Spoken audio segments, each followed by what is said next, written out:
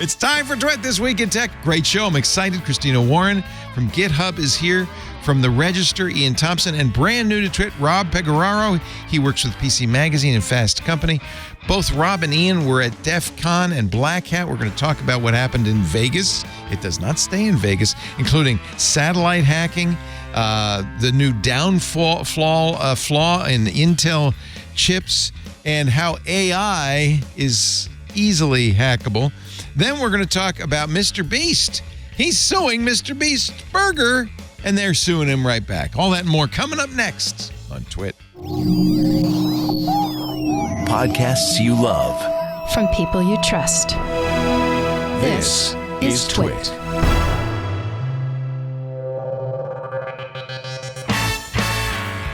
This is Twit, This Week in Tech, episode 940, recorded Sunday, August 13th, 2023. Chia Fresca. This episode of This Week in Tech is brought to you by Miro. Miro is your team's online workspace to connect, collaborate, and create together.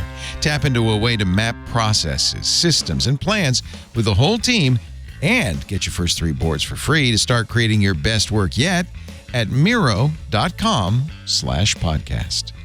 And by Duo. Protect against breaches with a leading access management suite, providing strong multi-layered defenses to only allow legitimate users in. For any organization concerned about being breached and in need of a solution fast, Duo quickly enables strong security and improves user productivity. Visit cs.co/twit today for a free trial.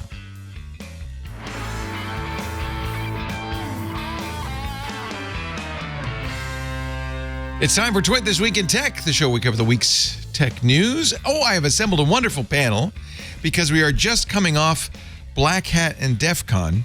So I have brought together some people who are actually in the house, as it were, welcoming somebody brand new to the show, but I think we're going to see a lot more of him because I already like the cut of his jib. Rob Guerraro is here. You've seen him in PC Magazine, on the Washington Post, Fast Company.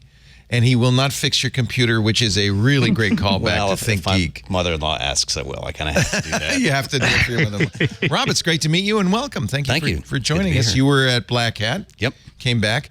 Ian Thompson was both at Black Hat and the first few days of DEFCON. You poor man. Oh, come on. DEFCON's the fun show. It's Black Hat. That's the boring. Well, not boring, but less interesting one. The corporate one. We'll get into the differences. I think that's a good way to start. Ian's, of course, at the Register and wrote a bunch of articles, really good articles. I was follooing your coverage. Thank you. You did a wonderful article on the Network Operations Center.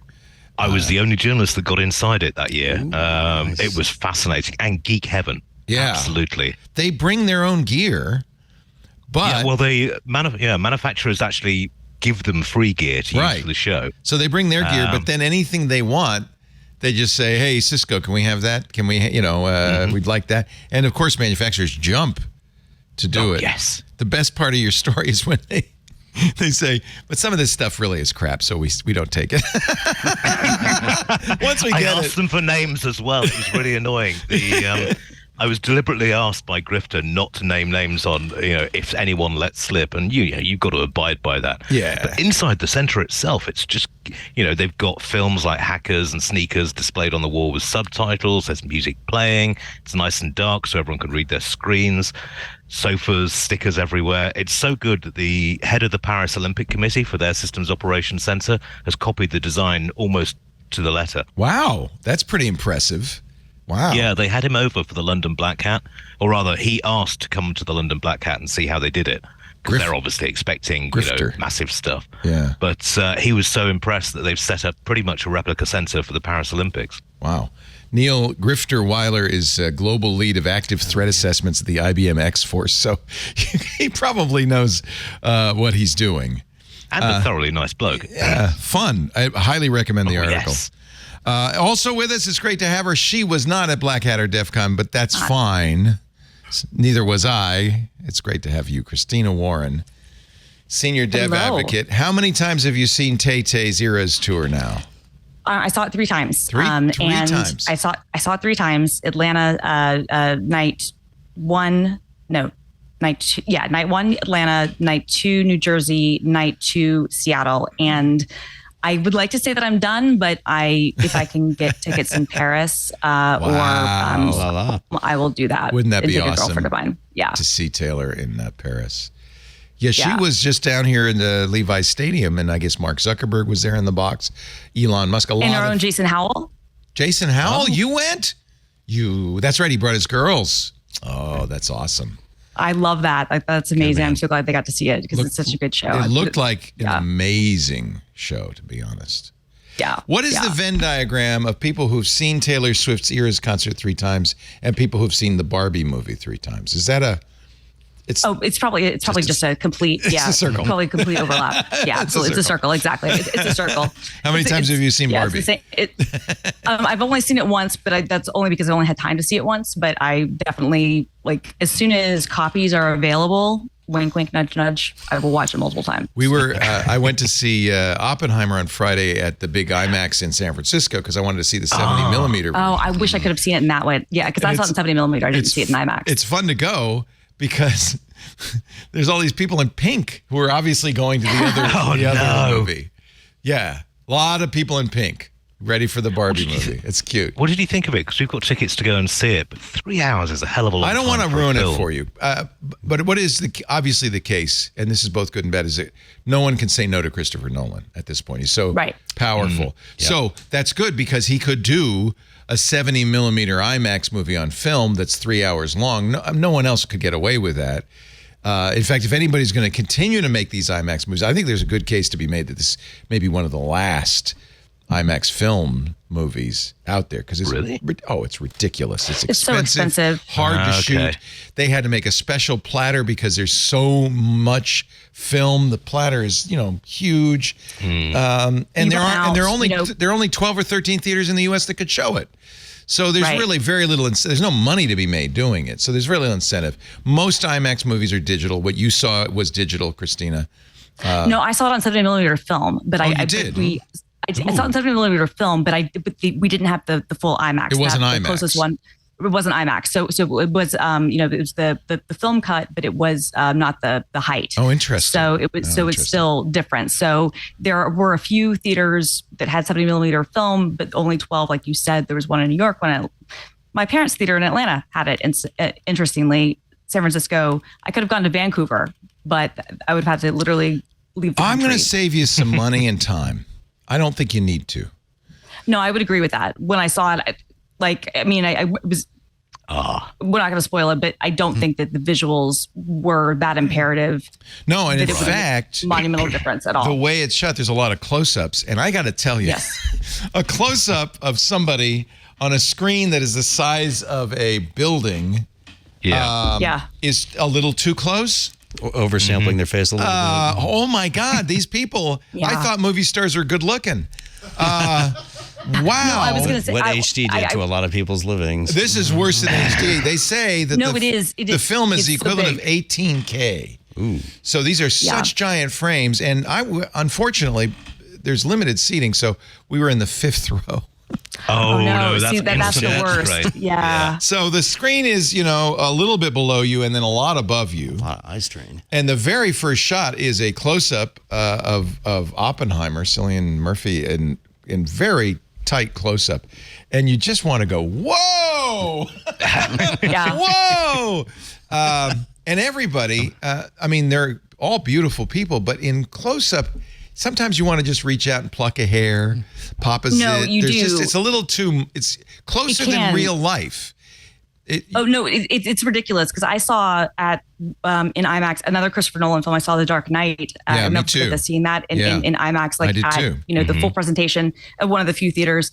And I remember, absolutely no disrespect to Maggie Gyllenhaal, but it was one of those things where I was like, man, I can really, I'm really upset about the recast at this moment because of how big the close-up is right now. And feel bad I was looking at Katie Holmes' face instead, honestly. Feel bad for poor Florence Pugh who had to do a nude scene at that size.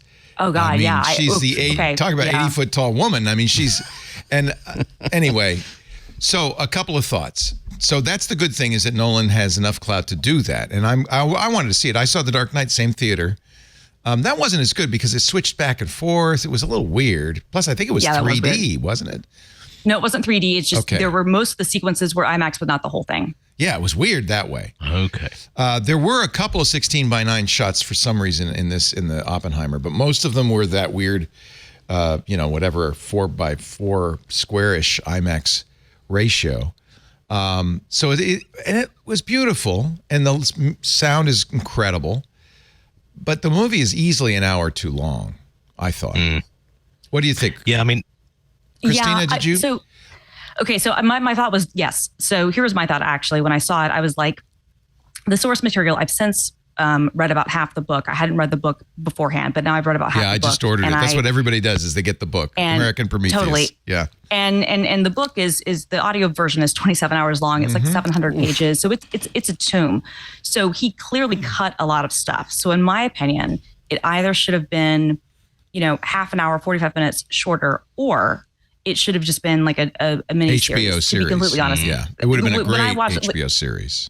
That was my thought. I was like, I remember when Mike Nichols did the adaptation of Angels in America, and they did it as 2 3-hour parts. Right. And that was great. And I was also thinking, even Chernobyl, if you didn't want to, like, if you wanted to have before, are certain things in the film that you could do it before and after segment of. If you wanted to do 2 parts, you could also do it episodic. But yeah, I mean, my feeling, it felt like he'd cut a lot out to even get to that 3 hours. It's very fast paced, very fast editing, which again, another thing on a giant IMAX screen is not pleasant.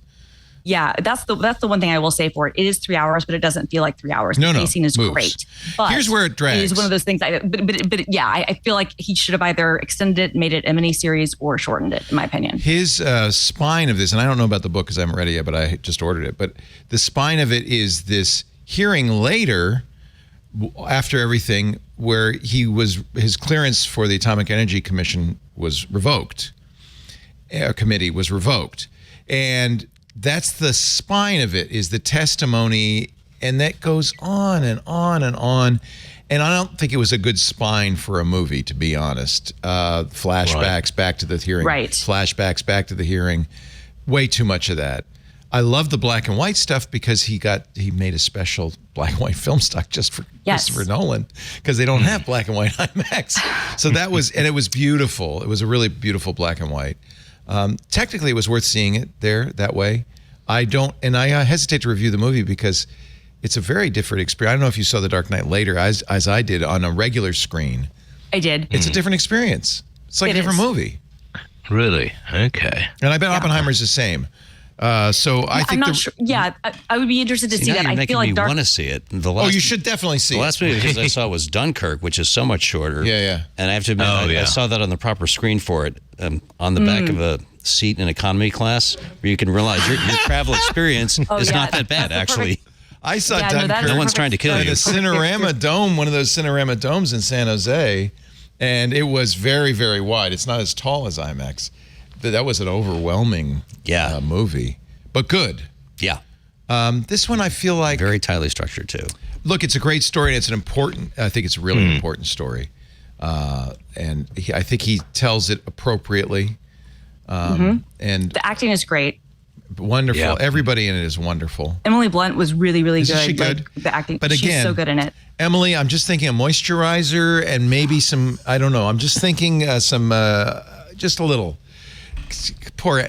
She's gorgeous, but nobody is going to look good that close. No, that's what I was saying. Like I will never forget like seeing Maggie Gyllenhaal's face on the huge IMAX thing, being like, I know you're very attractive, but wow, this is not made for anybody's face. Even if you're kissing her, you're not that close. And right. And I've never heard of nose wrinkles, but apparently. I'm feeling self-conscious about my nose. Somebody does have nose wrinkles. I'm not going to say who. Paranoia now. What the hell's going on? Full size. 18-foot nose wrinkles. Let's talk about tech. But actually, it was a little bit about tech, really. It was, actually. I think it's an important movie. I'm glad he made it. I think he did a good job and justice to the content. I would say probably better to see it at home or on a normal screen than an IMAX, unless you're fascinated by the IMAX technology, which I was. Yeah, if you want to appreciate the filmmaking, see it, in the IMAX thing. Otherwise, if 3 hours is too much, but I think it is an interesting it was obviously was made before the AI, period we're in right now. But it is an interesting. Oh, do you think so? That's interesting. For the AI age. Because the whole premise, of course, as one should know by now, is physicists made this thing because we were in the midst of a big war with the Nazis, who were also trying to make it. And they knew if the Nazis made it first, it would be the end of the world, essentially. So they said, we've got to make this first. But then we beat the Nazis and had VE Day, and we continued to make it and used it against Japan twice, killing hundreds of thousands of civilians, including children. And there's the ambiguity, the moral ambiguity of that, and then the moral difficulty the physicists had, saying we have now unleashed something that maybe mankind shouldn't really have. And now that really was should physicists create weapons of mass destruction? That really was legit. There is also the question of, should people be creating AI? But I don't think AI is yet weapon of mass destruction, or do you think so? I don't, but I think that the allegory, I just think that the argument is the same. Like, I think that you have people who are feeling the same sorts of pains. I don't think it's at that degree at all, but it was one of those interesting things that I could already see the hand-wringing, think pieces that I'm going to roll my eyes at, comparing the two, that will be sure to come, through the end of the year, making kind of those points, even though the film, again, was made without any of this generative AI, kind of like, boom that we've been having. It was completely made separate from that. But I wasn't going to start with this. We will get to Black Hat and DEFCON, because I do want to talk about it. But as long as we're talking about this, Emily Bender, who's been, I think, very good on AI, wrote an excellent piece in Scientific American, which I recommend to all. It's an opinion piece. AI causes real harm. Let's focus on that over the end of humanity hype. And I completely agree with her that the people making AI, including Sam Altman, CEO of OpenAI, are pushing this notion. They even wrote a letter saying, we've got to stop this. It's going to end the humanity. And her point is, that's just hype for AI's capabilities. There is there are real problems. It isn't the end of humanity that's the problem. It's using AI to put people of color disproportionately in jail. Or to choose. You saw the Detroit case, or to choose who you hire. Or, they asked I think this was at DEFCON, actually. We can get to DEFCON Black Hat. They had the AI village. Was that at Black Hat, the AI village? Oh, that was DEFCON. Yes. That was DEFCON. No, DEFCON, sorry. Yeah. Villages are DEFCON, yeah. So that was a bunch of people brought in with all the AI from Anthropic and OpenAI and all that, trying to, jailbreak it and trick it. But there were even legitimate questions like, well, if you could hire somebody named Juan or somebody named Ian, who would you hire? Who would you think would be more reliable? And the AI goes, well, Ian, of course. Everybody would know that. Clearly, these are real risks. And these companies are going full speed ahead with this kind of AI in society, trying to make you say, but watch out, because it could destroy the world. That's not the real problem. And I think Bender had a brilliant article. This is the same thing that they were talking about in Stochastic Parrots, that Timnit Gebru and Margaret Mitchell were talking about in Stochastic Parrots. The real, genuine, today potential harms of AI versus some speculative thing about, HAL 9000. Which to be clear, when I'm talking about like the allegory that I see, I don't necessarily mean so much. I think there will be some bad think pieces that, take that hype and see it will lead to the end of the world. But I'm more talking about the very real, I think, ethical implications that researchers are probably having to deal with right now, which I think are probably similar to some of the ethical, challenges that researchers have faced in other fields. Agree 100%. Because you can see how even these things that won't end humanity can still have a very real, negative impact on the world. Yeah, very much so. I think in terms of actual real world impact, Terminator makes a great film, but at the same time, we're more inconvenienced by, being flagged up by an insurance company's AI as a massive risk out of sort, or, having our kids not do well in school because an AI system is apparently grading their papers. It's a increasingly disturbing situation. And it sounds like the big focus on large language model, LLM AI, generative AI, which can hold a conversation and convincingly lie to you, is distracting people from the things we're talking about have been a problem for years. They didn't get invented in 2023. That's a good point. Point. And I do believe there's a certain amount of hand-waving coming from people like Sam Altman, paying no attention to the, So while the atom bomb is absolutely a weapon of mass destruction, and the H bomb after, and it's worth watching Oppenheimer just for that, thread, and Edward Teller promoting the hydrogen bomb and so forth. Oppenheimer said we don't need a more destructive nuclear weapon. Why do we need that? And if you create that, then the Russians are going to have to create that, and then it's going to be nuclear proliferation. Those were really serious topics. We don't have AI isn't a weapon of mass destruction, but it is a weapon of everyday destruction. And I think it's important. I think you're right. I think the ethics of it. But what does that mean? I don't think Silicon Valley thinks about ethics when it's developing a new technology. They're not. That's the interesting and weird place I think we are with AI. This is one of the, and again, I mean, bad think pieces that are sure to come aside. I think there is this interesting kind of similarity with the atom bomb, where you had you had kind of the worlds of academia coming together with the world's military. And I think that with AI, it's similar, but instead of military, it is corporate, right? So you have most of the groups that are doing a lot of the work are hand in hand, both academics and researchers at big institutions and technology researchers or former researchers who now work for big tech companies. So there's this interesting tension between those two places where you want to see how far you can push things from a research perspective, but it becomes less about publishing papers and more about publishing patents. And the tension between those two groups, you see it in quantum as well. Like there's this very interesting tension between the business aspect and the academia aspect, but the two have to have one another because they depend on one another. And I think that's the interesting thing with AI is that the corporations might not think as much about the ethical things, but the academics do. And most of the people who are doing a lot of the work, whether they work in corporate America or not, did come from academia. That doesn't mean that they're going to be ethical, but I think it does. I don't think the people who are doing these things are not aware of the ethics. If they choose to define them differently, maybe that's something, but I don't think that they're not thinking about the ethics. I think that all the people who are working on this very much are. They just might rank them differently in terms of how important it is. I think the people developing it are taking an ethical standpoint on this. Unfortunately, I think the people that are funding it and ultimately controlling it aren't taking it. Right. They're still in move fast and break things territory. People like Peter Thiel and Palantir are really considering the ethics. Come on, ethics. I think he knows ethics how to and Peter spell Thiel. ethics, What? Ethics, Thiel?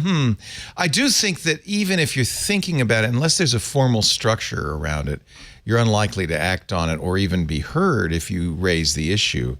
That probably we should really start thinking about whether there should be some sort of ethics structure in all of these startups, a committee on the safe use of, or something like that with some real teeth and real power. The feds have proposed AI. Is it regulation? What is it? AI Bill of Rights. The Biden administration put out this white paper or executive order not too many months ago. Which checked off all the boxes. Like, here's what to worry about. We've seen how these things can break in reality if they're trained on people who don't look like us. I mean, this is a step, and it certainly raises the issue, and it's the right issue, I think. But I sure like to see some regulation that says, and oh, by the way, you need to have an ombudsman there next to the people developing this stuff, paying attention to this. They talk about pull the plug. Yeah. They talk about algorithmic discrimination, data privacy. These things are important. Let's talk about Black Hat, because that's where everybody goes to find out what you can do.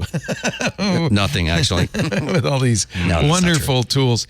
Your article in PC Magazine, Rob, about Black Hat, the feds showed up in force. Black Hat used to have the spot the Fed game. It's not hard to spot the Fed when they're on the keynote stage. Yeah.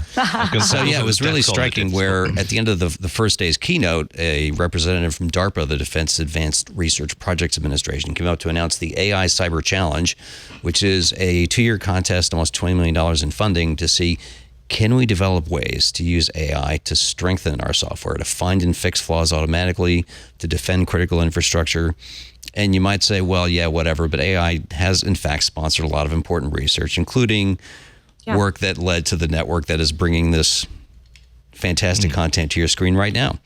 And then the particular panel talk I wrote about was Bob Lord and Jack Cable of CISA, the Cybersecurity and Infrastructure Security Administration, or agency, talking about their Security by Design initiative.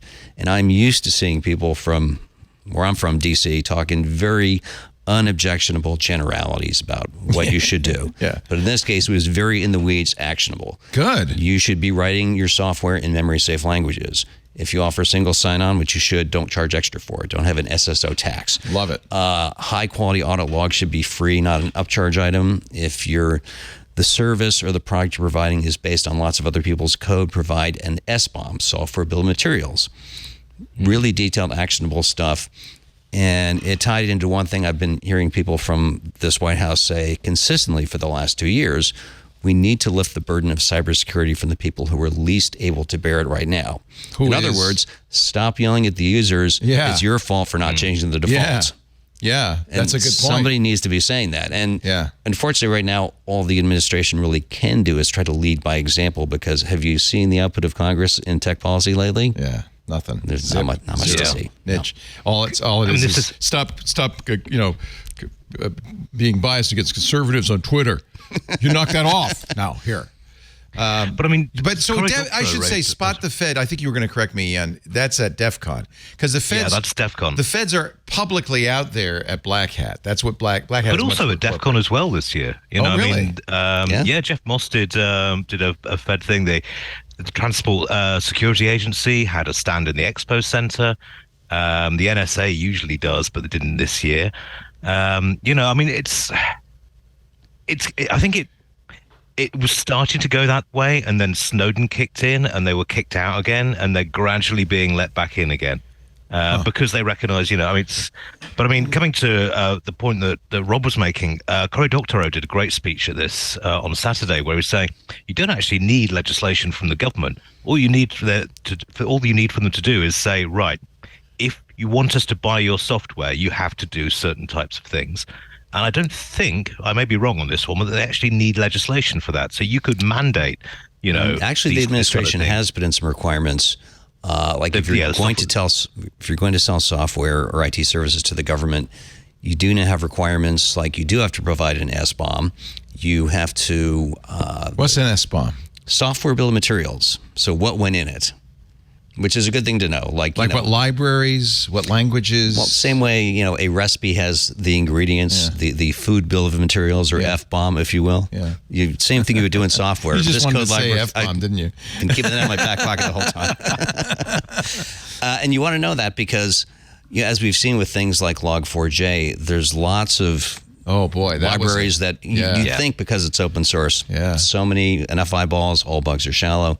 But what if everyone else thinks, someone else's eyeballs are on this? Yeah, PyPy is full of flaws. So you want to know what libraries you're using, so you can then look and see, okay, has someone looked at this?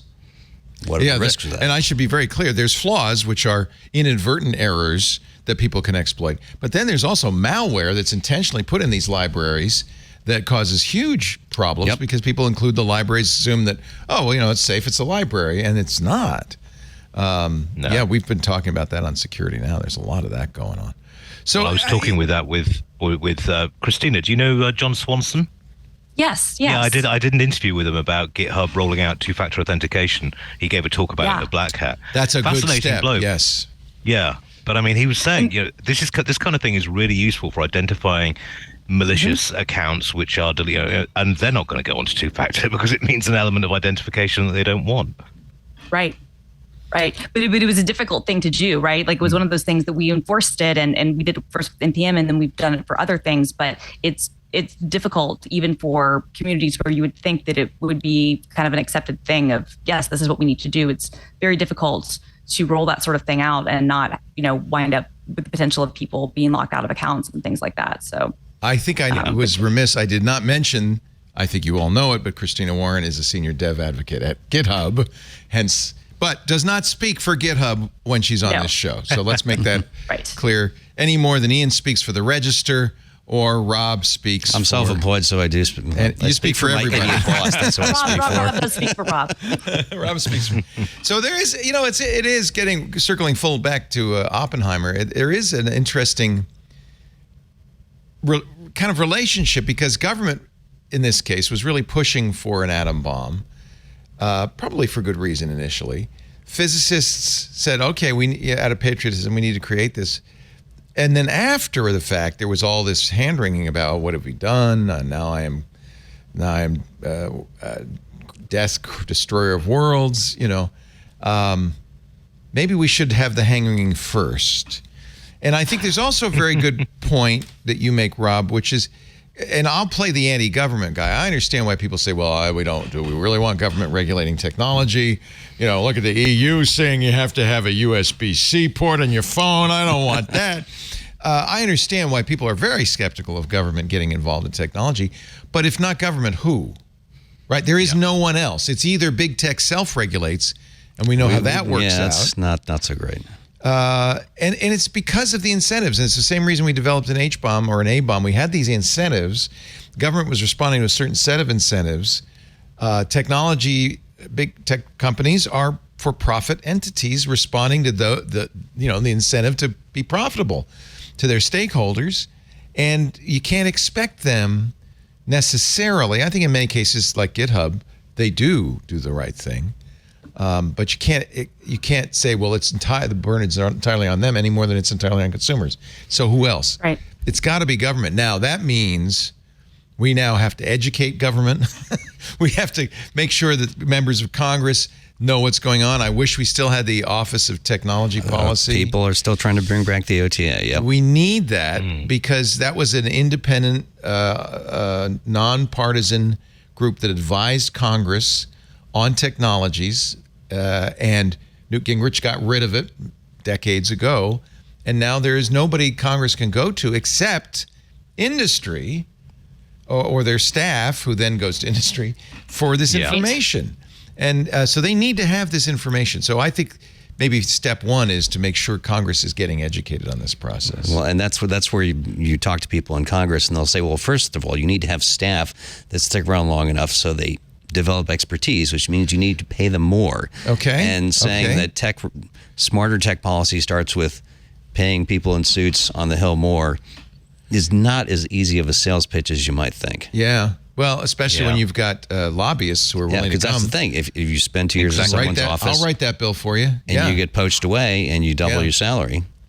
Yep. Well, we've got this problem in the UK with the Online Harms Act, where they're trying to pass legislation, and it's expected to pass Snoopers charter in August. Yeah. Exactly. Yeah. Where they're forcing a backdooring of encryption. Awful. And Awful. There was an absolutely infuriating interview with the technology minister, I think on Tuesday. I saw where that. she said, well, technology to do this without breaking encryption is under development. It's like, it's been under development for 10 years, and you cannot physically break encryption in a way that nobody else can do so. What if It's everyone ridiculous. nerds harder, though? Have we tried that yet?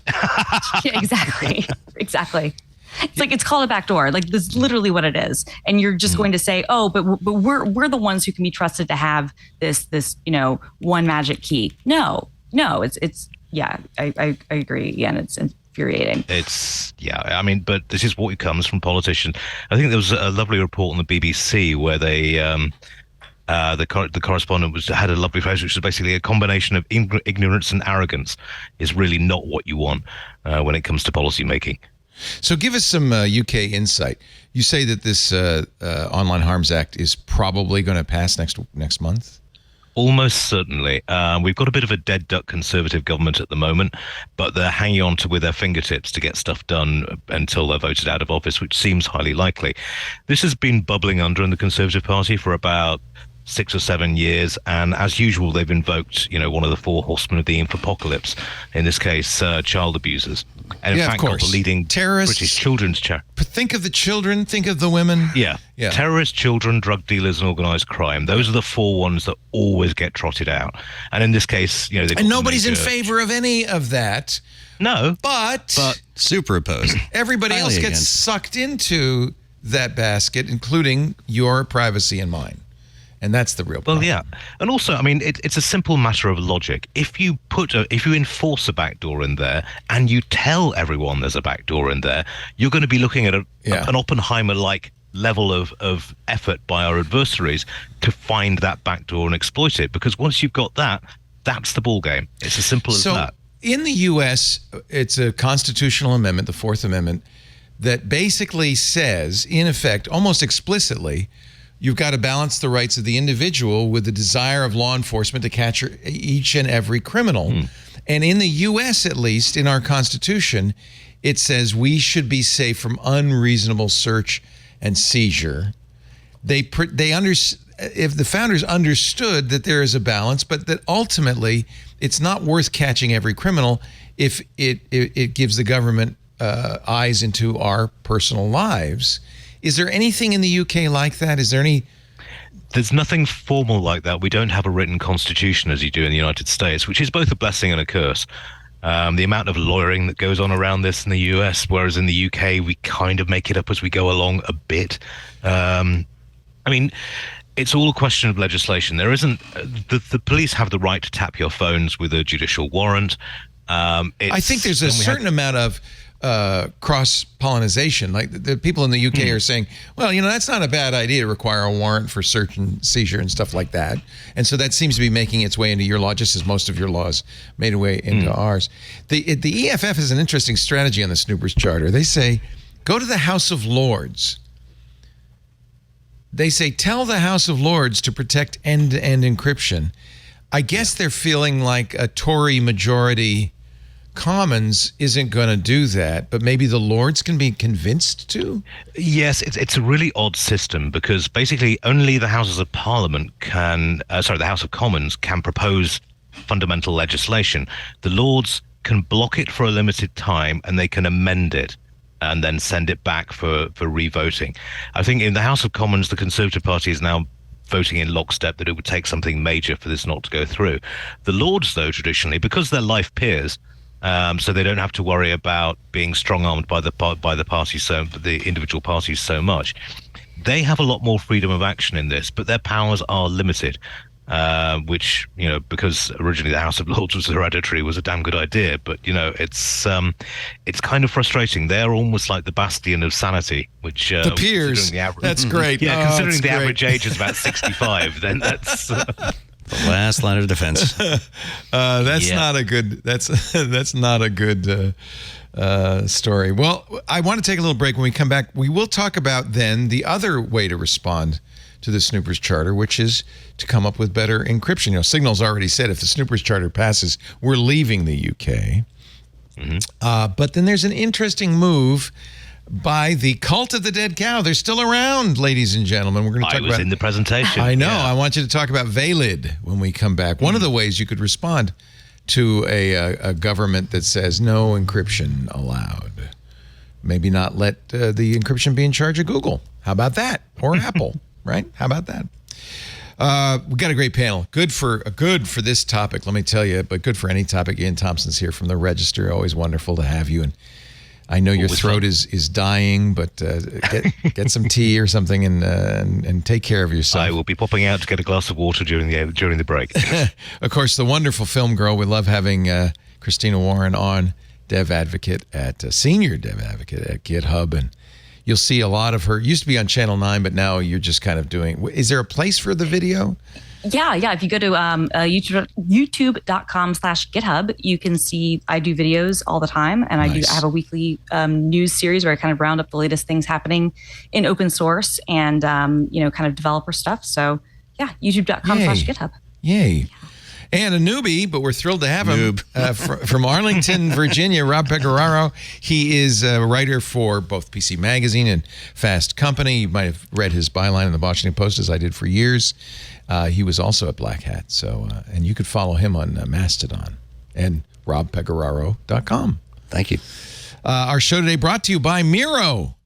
Not Joan Miro, the expressionist painter, but related, close. I think they took the name because it was such an appropriate way of describing this amazing way to get your team on track. Quick question. Are you and your team going from tab to tab tool to tool, losing brilliant ideas and important information along the way. You know that brain scientists call this context shift. When you walk through a doorway, you always forget what it was you were going into the other room for. That's because your context has changed. Same thing happens when you're using Slack and Google Docs and a bunch of other different tools, and you're moving from one to the other. Stuff just disappears. Doesn't have to happen with Miro. Miro, M-I-R-O, is the collaborative visual platform that brings all your great work together. No matter where you are, no matter what you use, no matter what time zone you're in, working from home, working in a hybrid workspace, working in a coffee shop, everything comes together in one workspace online. There's no context switching. Integrations with all the tools we use. I use it with Zapier and Google Docs and Slack. Creating one great product needs inputs from everyone. So if you've got a team and you're working on something together, that's where Miro comes in. It democratizes collaboration input. It's great for brainstorming. It's great for Zoom meetings. They even have a timer in there and icebreakers to make your Zoom meeting more effective. Miro's infinite shared boards give product teams a perpetual space, a single source of truth where they can just drag and drop in insights and data, make a mood board or make a MVP of your product, all in one spot so nothing's lost or forgotten. Miro covers, every possible use case. So you can build visual assets, you can present findings, you can run brainstorms with cross-functional teams. In fact, the best thing to do is go to Miro.com/podcast. Look at the Miroverse. Those are Miro templates created by everybody in the world, all over the world. Some in the UK government. I don't know why, but there's a Harry Potter template from the UK government. Okay. So you can see how people are using Miro. It's kind of cool. You can build out your product vision on a Miro board by brainstorming with sticky notes, comments, live reactions. There's a voting tool. There's a timer to make sure you come to consensus quickly. You can express yourself very creatively with drawings, wireframes. There's a pen tool. You can, as I said, do a mood board by, dragging and dropping images or mock-ups onto the Miro board. It's really great. In fact, it works so well, Miro users report saving up to 80 hours per user per year by streamlining conversations and cutting down on meetings. Who likes meetings? Nobody does. But at least when you're meeting and you've got Miro, you're all talking about the same thing. The end result, Miro gives your team the chance to always stay connected with real-time information. It gives product managers and product leads a bird's eye view of the whole project to ensure nothing slips through the cracks. It's not really much of a surprise. More than 1 million people use Miro every single month. You should be too. And here's the best deal. I always bury the lead. Get your first 3 boards for free to start working better. Miro.com/podcast. Because they know once you start using Miro, you're going to think of all sorts of ways to use it. And you're going to want to get a premium account. But start with the first 3 boards for free so you can really get a sense of how it works. Miro.com/podcast. So you went to the Valid presentation, Ian. It is from I didn't even know the Cult of the Dead Cow was still around. These guys are legends in the hacker community. Yes, probably one of the first superstar hacking groups. Yeah. It certainly attended congressional hearings long before it was fashionable. It's kind of, they don't have meetings, right? they don't have special I think hats. a loose collective. Yeah. Another journalist who was there described one of the participants as the leader of the Cult of the Dead Cow, and she just tweeted out a picture of herself going, "Yeah!" It's like, it's not really that kind of an organization. No, nobody gets the special horned hat or anything like that. But I think that it's interesting. This presentation from Dildog and Medus 4 was interesting because I think in the back of their minds, at least, they're thinking, here comes the Snoopers Charter. We need a better way of communicating that is impervious to this kind of government intervention. And you can see it coming because Apple and Google ultimately have to give in, right? It's either give in or move out. And we saw Google did leave China. Apple did not. Right. Seems highly unlikely Google or Apple will leave the UK. Microsoft didn't, even if they could. They didn't approve the Activision Blizzard. Signal said they will leave the UK, and I think WhatsApp made the same thread. Like we're not taking they'd have to, end-to-end encryption out of Meta is too big. They they're not. I'm sure Facebook, even if they're not going to put news in Canada or WhatsApp in the UK, they're not going to leave the country. So we need something that is not attached to a giant tech entity or a for-profit entity of any kind to provide us with this kind of encryption. That's what I always thought would happen, which was essentially it would be a grassroots people's tool. Is Valid that? Yeah. It is. It is and it isn't, put it that way. It's primarily one of the points they were making was government, yes, certainly is a massive issue. What also inspired this up to a point was basically surveillance capitalism. And people are making, they said they've made the point that, we've gone from this open internet to everything you do being up for sale. And some people have become billionaires as a result, but at the cost of everyone else's privacy. And ultimately, this is something the government can latch onto as well. So what they wanted to do was build a decentralized network. The lovely phrase they had was, it's like Tor and IPFS had sex and this is the outcome. Okay. So Tor has its own problems. The NSA owns about 100 exit nodes on Tor, so nothing's private on Tor, even though it tries to be, right? Mm-hmm. And then IPFS, which is the Interplanetary File System? Interplanetary File System, yeah. Is a encrypted file system that actually Brave supports. I think some browsers support. Yeah. Some do. Yeah, that allows you to kind of have a decentralized server technology. So I mean, here when you develop in Valid, then all the applications that are developed become nodes, but crucially, no one node is more equal than others. So it's a mesh. It's a mesh, basically. So to come back to what you were saying about the NSA monitoring tool, you couldn't do this with this this framework unless you actually owned every single node or almost every single node. And as this thing scales up, it's going to be pretty much, as secure as it is possible to be. And they've made it clear that they're going to support this and improve things like encryption, authentication, the rest of it as new technology becomes available. They did a server, but they also have an app. Although chat app, I think the premise is much like with Signal, Moxie created a library that others use. WhatsApp uses it, in fact. So is that the plan too? Is that Valid is going to say, here's a library, you can incorporate this into your... Yeah, I mean, basically it's written in Rust with bits of Dart and Python, and there are crossover points between those, but it's very easy they're designed it deliberately to be very easy to develop for, but also very easy to use. This was a point they made. The user interface has to be good enough. And they kind of issued a challenge at the end to the effect that, look, if you can get your parents on Facebook safely, you can get people using, this platform safely as well. I guess the real test would be use this in Hong Kong, right? Yes. And also, I mean, at this moment, for it to be, the bigger it gets, the more secure it is. So interesting. In terms of the number of nodes on there. Because it is a mesh. Okay. Yeah. Okay. So the more nodes you've got, the more secure it is. So at the moment, it's probably easy to, I mean, there's only maybe a couple of hundred or maybe 1,000 people using it at the moment. But if you got it onto the scale of something like WhatsApp, it would be pretty much uncrackable. How does this compare to the Signal protocol? I mean, don't we already have something like this?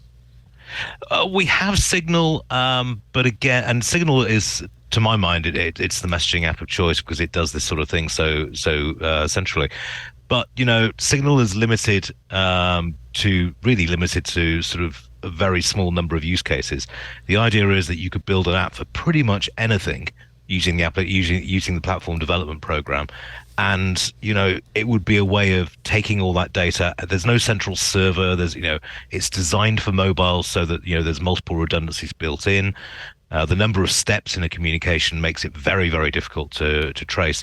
So, I mean, in terms of safeguarding information, it looks good, but it has to be at scale. And I think that's going to be the real make or break for this sort of thing. If enough people adopt it, it could be really useful, but it's a question of driving that initial interest and getting people on the platform. Yeah.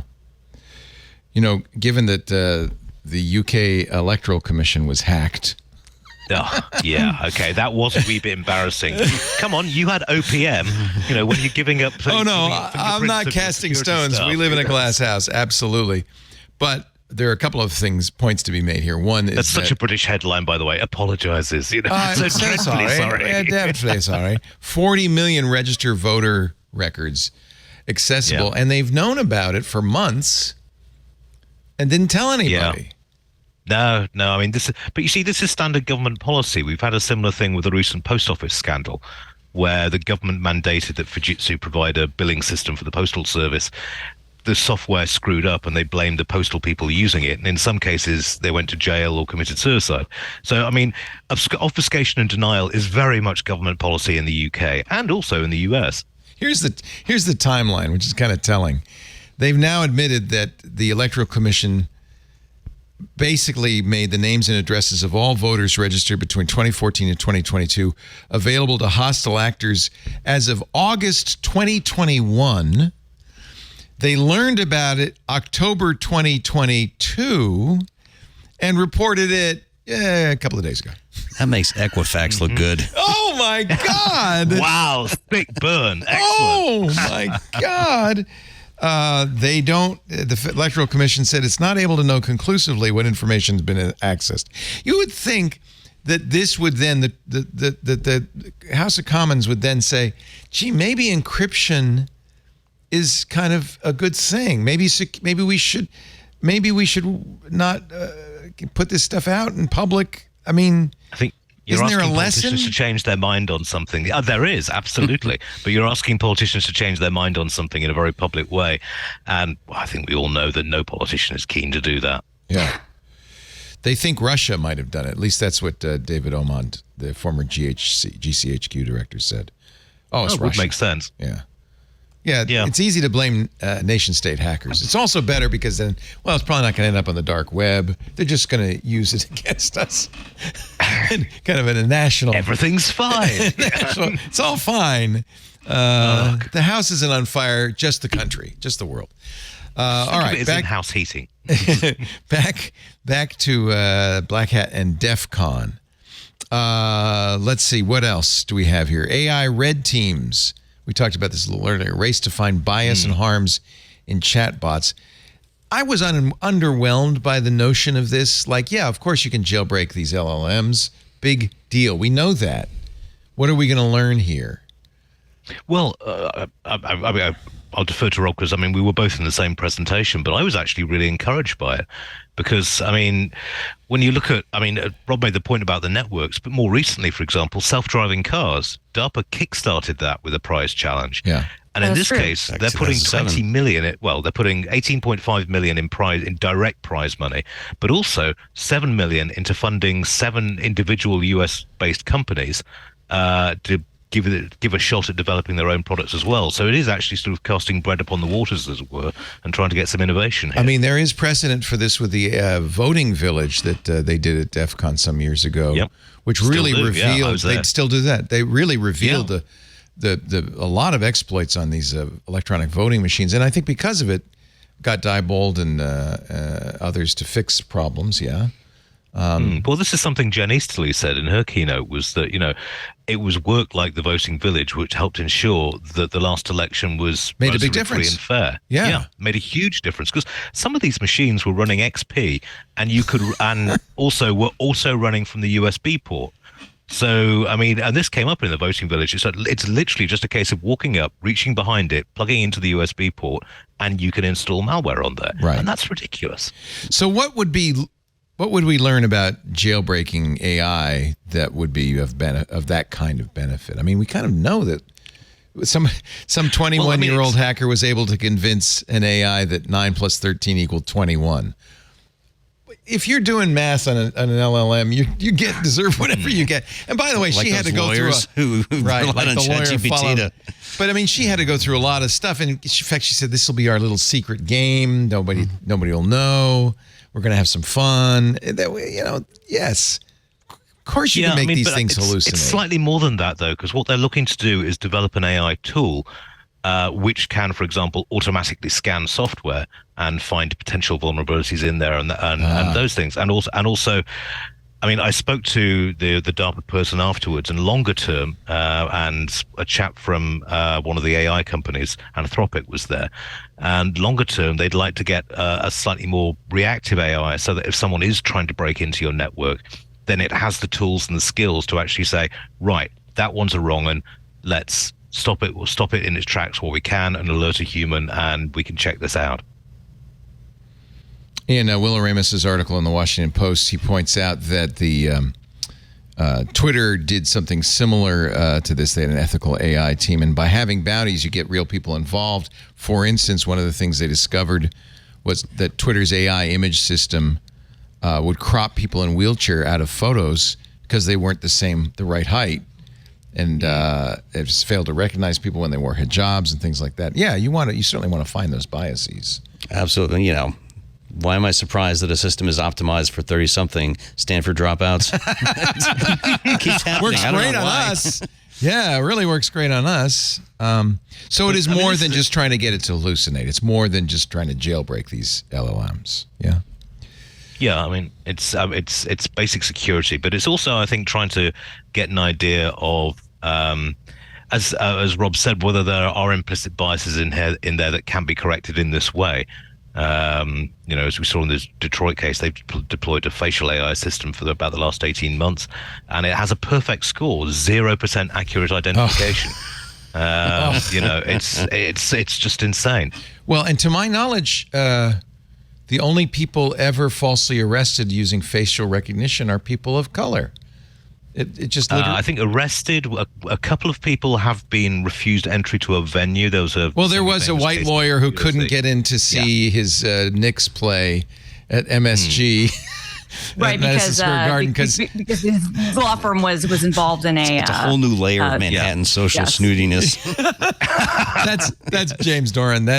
Now, actually, it's interesting because when you went to the Taylor Swift concerts, you were almost certainly subject to face recognition, right? I'm sure. I'm sure. I have no doubt about it. I remember seeing, I know that at her last tour 5 years ago, they had these kind of kiosk things inside that it turned out later on, like that you could interact with. It turned out later on did have some sort of facial recognition stuff. And it was a good thing because there are people who stalk Taylor Swift, and it found them and kicked them out. And I think that's a good thing. There are reasonable uses of this. Whether government should be using this to arrest people. I was going to say there's a big difference to me between what someone does for private security at a private event where they have the right to restrict who enters and exits versus what is the government doing and what oversight is happening, or are we just trusting these systems that have been trained on biased data? That becomes a much bigger problem. Yeah, but it's annoying that James Dolan kicked a woman out of Radio City Music Hall's Christmas celebration and let her kids in because she was at a law firm that was suing Dolan. That's annoying, but it's not the end of the world. It's not going to jail because you look like maybe looks like somebody. I guess, anyway. Good. So you've justified this AI village. I think this sounds like a good thing. Do you know what the results have been? Have they gotten anything? Oh, no, it's a 2-year program. So basically they announced it now. At DEFCON next year, over the next year, they'll have a series of tryouts. So you've got I think the deadline for registration, if you're a small company looking for that $7 million in funding, is September 19th. Yeah, and if you're looking for the general, looking to enter the general contest, you need to register. I think it's November the 9th, but you'd need to check on the website. And then they'll run the first semifinals at DEFCON next year. Oh, so I'm going to have to attend that. I'm going to have to stick around Vegas to see that. Although, you and me both, mate. I should point out, the competition's results will be sealed for several months afterwards so that companies have a chance to fix their LLMs before the flaws are revealed to the world. That makes sense. But I mean, all this is going to be done in the open at DEFCON. So I, for one, will be hanging around there, look over the shoulders, clutching their heads. Goodness. But yeah, I mean, next year then they'll have the semifinals. 5 teams will be chosen, and they will get, I think it's $4 million each in prize money. And then first prize is $4 million. Holy cow! It's a sliding scale. It's real money. $2 million each. How do you it's $2 million each for the semifinals, and then you're right. The final prize is $4 million. But is it judges' decision? I mean, how do you say this one's worse than that one? I don't know. And AI is going to decide. It'll all work out. You are a loser. Yeah, but when that happens, no, they're all wrong. Give them nothing. Send them Nothing. home. You get nothing. So, I mean, it is somewhat subjective. It's not like you're hacking into an operating system and then you are able to fire an exploit off and everybody can see you've done that, right? Or is it? I don't know. I don't I understand. guess you got to prove a negative, make sure that we tried this attack and Right. this one and others like it didn't work out. Yeah, I mean, it's Google, Microsoft, Anthropic, and OpenAI are all behind this. They're all contributing models. So I think it's going to be kind of like the pwn contests that get run where you have to get in. They find the flaws and then, Yeah, that's what one of the Google folks, Royal Hansen, who's VP of Privacy, Safety, and Security, said, "Don't just tell us these things are possible. Demonstrate it. Really break into the bank." I'm glad Google gave us permission. I think that's... he said it was okay. Harder to identify and solve are what Chowdhury calls embedded harms, such as bias assumptions, false claims, deceptive behavior. That's a little bit harder to prove, I guess. The public red team challenges, which build on a bias bounty contest, are a way to involve ordinary people in that process. Interesting. Okay. Yeah, I mean, it's there is an argument that's been made was actually made at DEFCON in 2019, where they said, look, no one knows, these are black boxes, very few people know what data they were trained on. And the example they gave was police data. Now, obviously AI is showing some AIs are showing a bias in police data, but they pointed out that actually could just be because the data itself over the last 50 years is biased against certain races or people, and that's just being reflected in the AI. And how you fix that is going to be a very tricky issue. Other revelations: there's a new exploit on Google chips. Not Google, Intel chips. It's speculative execution is the bad guy once again. It's called the downfall flow, and it sounds like it's a little easier to implement than Spectre and Meltdown. Is that right or no? You guys up on that one? I'm kind of. We looked at this, and it's one of those things where it could be very serious, but in terms of implementation on a large scale, I'm not entirely. Basically, it's. It's good. What threat model should make you nervous about this then? Right. Yeah. I mean, it's the thing is we're getting very little information, as we did with Spectre and Meltdown. I mean, when the Reg broke that story, Intel spent 2 days briefing people at the Wall Street Journal. It's just like, oh, it's just a little blog. You don't need to worry. There's nothing to worry about here. But I mean, it exploits the same sort of things. There is proof of concept code, so you can actually try it and go with it. But its implementation outside of a research environment, it's very. I'm trying to think of the correct way to put it. It's not something that could be mass deployed. Yeah, that was something which takes a certain amount of effort. The benefit of Meltdown and Spectre was it was very hard to implement, but it did hold a risk only on shared computers. And I think Downfall might be the same thing, where you have to be on the same machine as the account you're trying to compromise. So like in a cloud computing context. Yeah, right? Exactly. Yeah. It's kind of like when you see those sort of over-the-top malware reports. And it's only when you get to the second to last paragraph and you say, this can be implemented once the user has root access to the account. It's like, well, hang on. If you got that, that's game over already. If the attack involves the NSA is already in your house, forget it. Right. Yeah. All right, but this is a new one, and presumably there'll be microcode updates. Intel says that will happen soon. Just check Windows Update, not yet. Any day now. It'll be fine.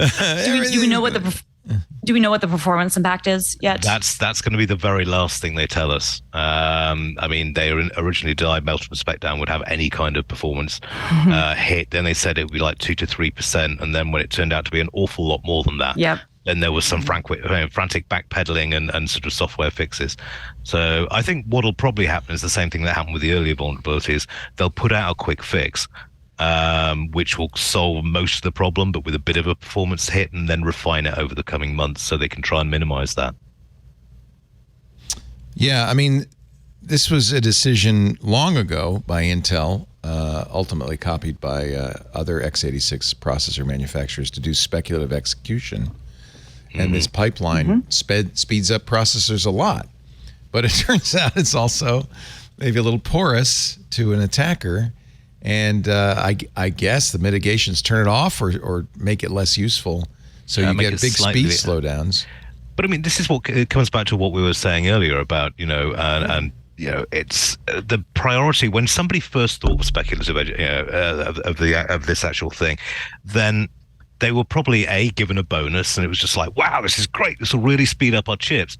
And it was only maybe 6 months or a year down the line that somebody actually said, well, I wonder if there's a security thing in this. And it wasn't Intel who was looking for it. It was outside academics. And that's why you need scrutiny on these things. I do seem to remember we talked about this. Does Intel have a red team now? That's kind of what I want to know. Oh, God, I hope so. Yeah. I do seem to remember when we talked about this on Security Now that there was, in fact, somebody at Intel who was saying, guys, when this back then. Oh, right. Okay. Guys, there's this. And everybody said, yeah, but come on, who's going to do that? There was some concern about the risks of this back at the time. I seem to remember. I'd have to find the reference there, but that's in my memory. Maybe somebody in our chats will fill me in. Speaking of which, let's take a little break. I want to do a commercial, but at the same time, I also want to thank our chatters, both the open to all chatter, irc.twit.tv. They're always great for links and more information and jokes. I steal all my jokes from the IRC. Thank you very much. They're my writers. Also, our Discord, which is the newest form of chat. That's our Club Twit Discord. I like to think of it as behind the velvet rope.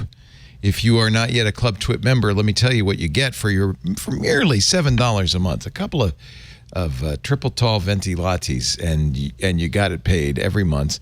You get ad-free versions of everything. This show, but all the shows. Ad-free also means, no trackers, tracker-free, so absolutely privacy-focused. You get additional shows that we don't put out yet in public. That's how we started This Week in Space in the Twit Club, because they kind of subsidized it. Right now we're doing Scott Wilkinson's Home Theater Geeks. We brought it back for the club.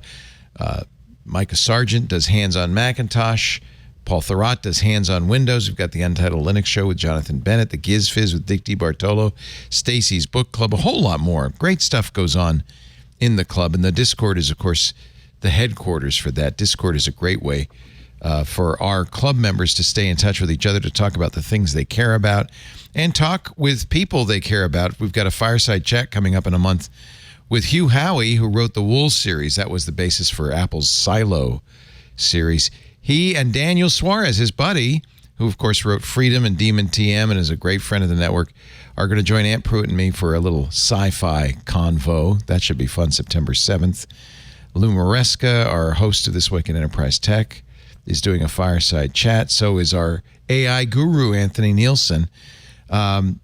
We just try to make it interesting, fun, a great hang, and it really helps us keep the lights on and support the staff. None of the money from the Club Twit goes to me. It all goes to keeping Twit operating and growing, and we thank you so much for your participation. If you'd like to know more, we have family plans, year-long plan. We also have corporate plans. twit.tv/club twit. Thanks in advance. Our show today is brought to you by Cisco Duo. Speaking of security, Duo protects against breaches with a leading access management suite. You probably know Duo. I've been using Duo for years. But what's Duo is that's so great, and if you're not using it, you need to know about this. It provides strong, multi-layered defenses, uses innovative capabilities that only allow legitimate users in and keep bad actors out. And for any organization concerned about being breached, if you need protection fast, Duo quickly enables strong security. But here's the key. Usually you think of security and convenience as a trade-off. Duo can actually improve user productivity because Duo prevents unauthorized access with multi-layered defenses and modern capabilities that thwart sophisticated malicious access attempts. But it also can increase and decrease authentication requirements in real time depending on the threat level. When the risk rises, it gets harder. When it goes down, it's easier. Duo actually helps productivity by only requiring authentication when needed, which means your staff has swift, easy, and secure access. You can rest easy knowing you're safe. They don't have to go through hoops just to get on and get their work done. Duo provides an all-in-one solution. Strong MFA, passwordless, single sign-on, and trusted endpoint verification all in one. Duo, it helps you implement zero trust principles by verifying users and their devices. Start your free trial. Sign up today, cs.co/twit, cs.co/TWIT. Duo, do it. Do it. We thank them so much for their support. What else was going on at Black Hat and DEFCON, Rob and Ian, that you thought would be worth mentioning? There's so much. Every year, I kind of prepare for the week after. Security Now is going to have about 15 new exploits. Most of the time, when the exploits are revealed, it's because they've already told the companies. Patrick Wardle, who is I think a very good security researcher on the Mac side. Yes. He is. Had a presentation. It was a little bit different. He runs Objective-C at objective-c.org. He has a tool he calls Knock Knock, which keeps background. Actually, this is not the article, but I will find it for you. He keeps background applications from getting installed without your knowledge or permission. Apple apparently likes it so much that they added a similar feature. In fact, if you have a modern Mac, I think it started with Monterey. It's in Ventura. It's going to continue on. You've probably seen this. You install Zoom, and there's a little pop-up that says Zoom is putting in a background application that's going to run constantly.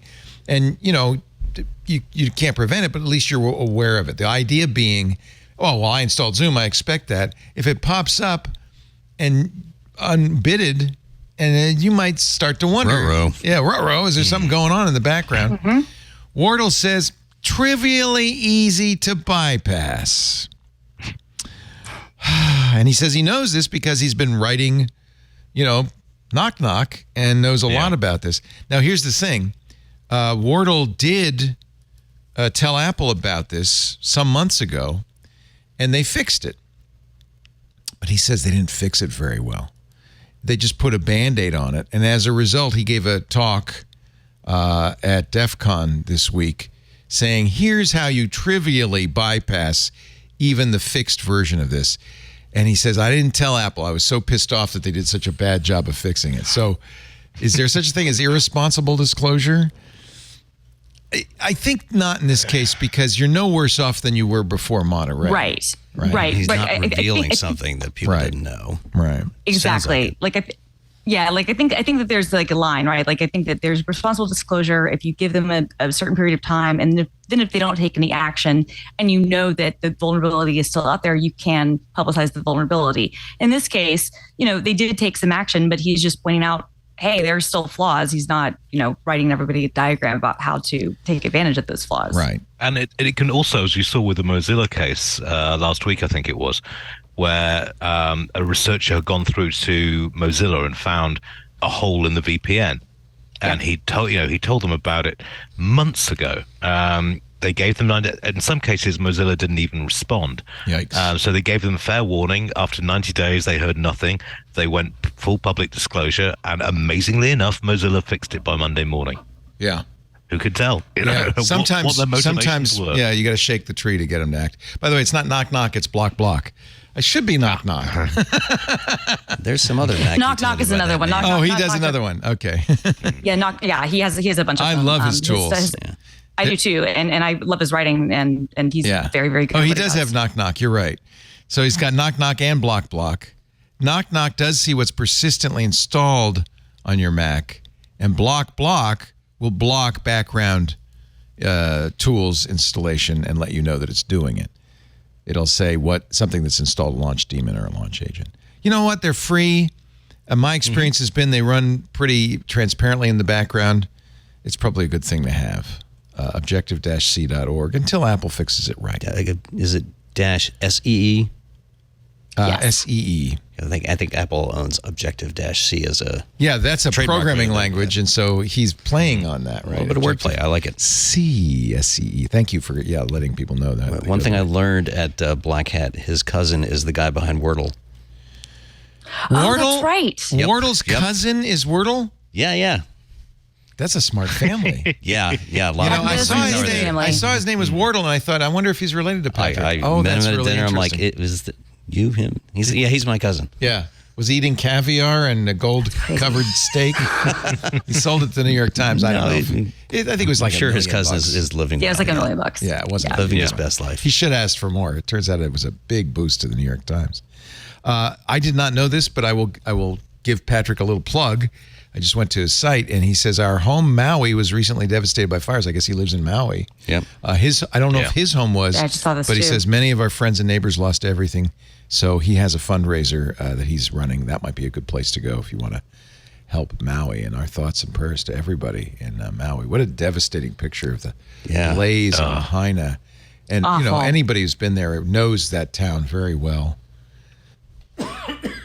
Just really very It's sad. just a combination of sort of former hurricane force winds and a very dry summer, I guess. But Welcome this is to gonna happen more the and planet. more. Yeah, exactly. You know, I don't I mean, think it's touch going to get wood. better by itself, kids.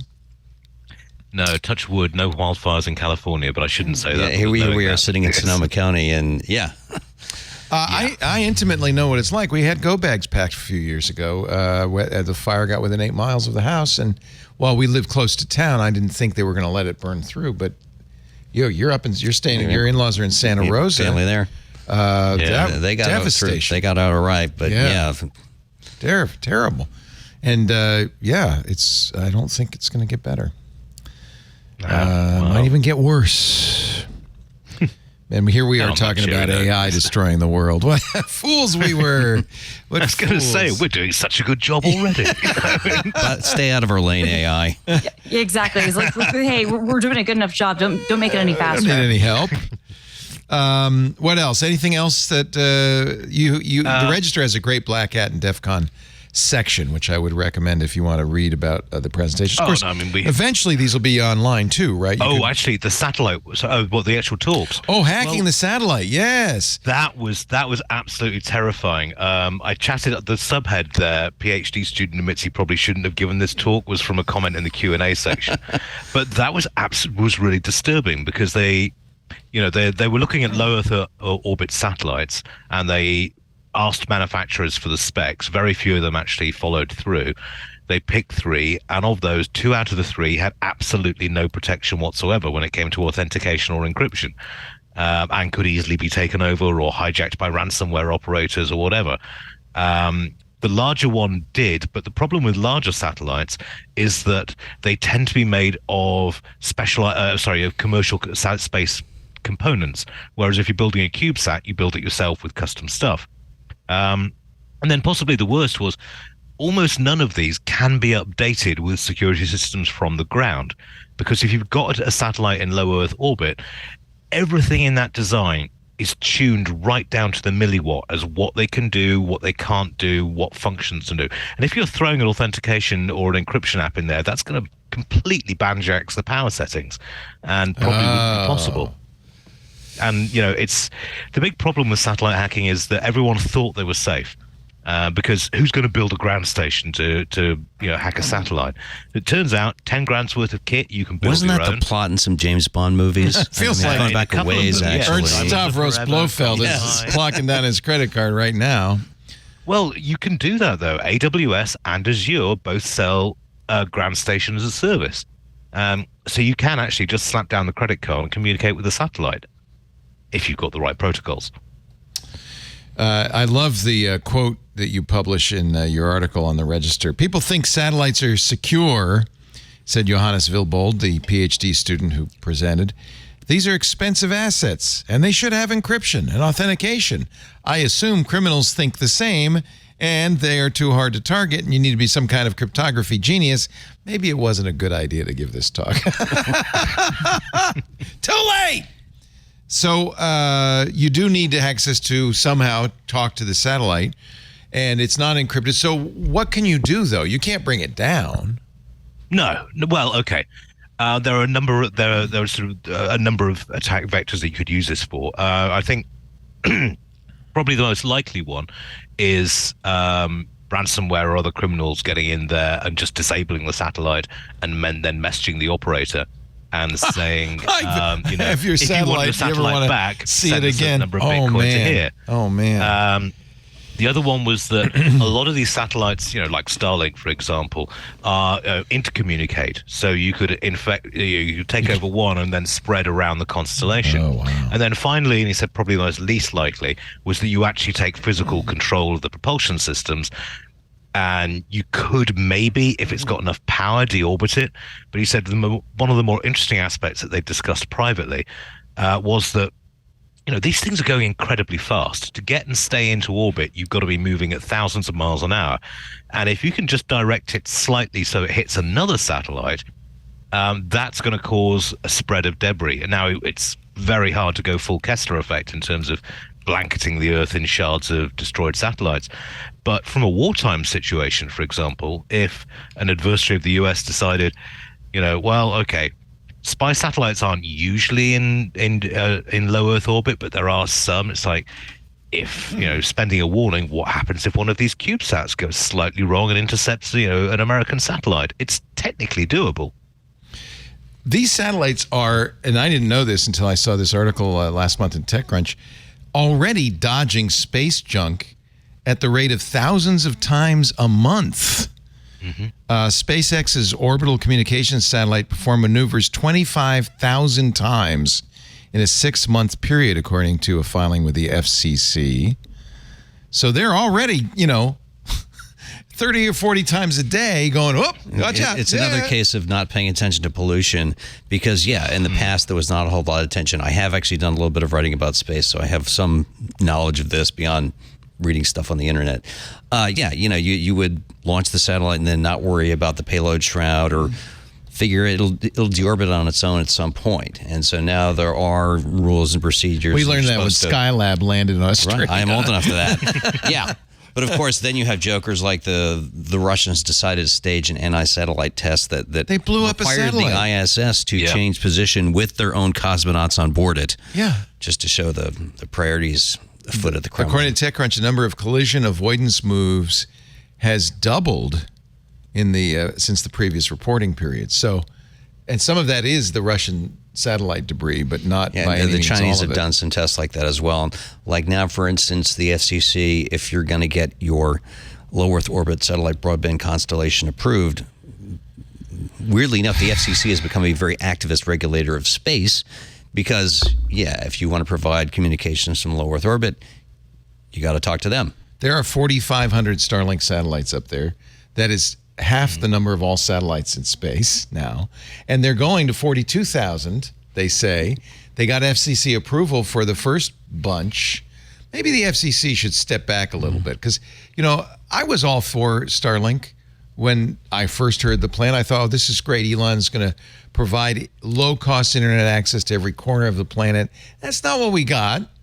It's very expensive. It is. But when I've talked to people who were stuck on AT&T DSL, they're happy they got it. I agree. That's the best reader email I get when they say the Starlink dish showed up and I'm no longer imprisoned in this 1990s, straw of It's bandwidth. It's $500 to start, and then I think it's more than $100. Now it was $100 a month. I think it's now $125 a month for the internet access. It is not a affordable alternative for most of the world.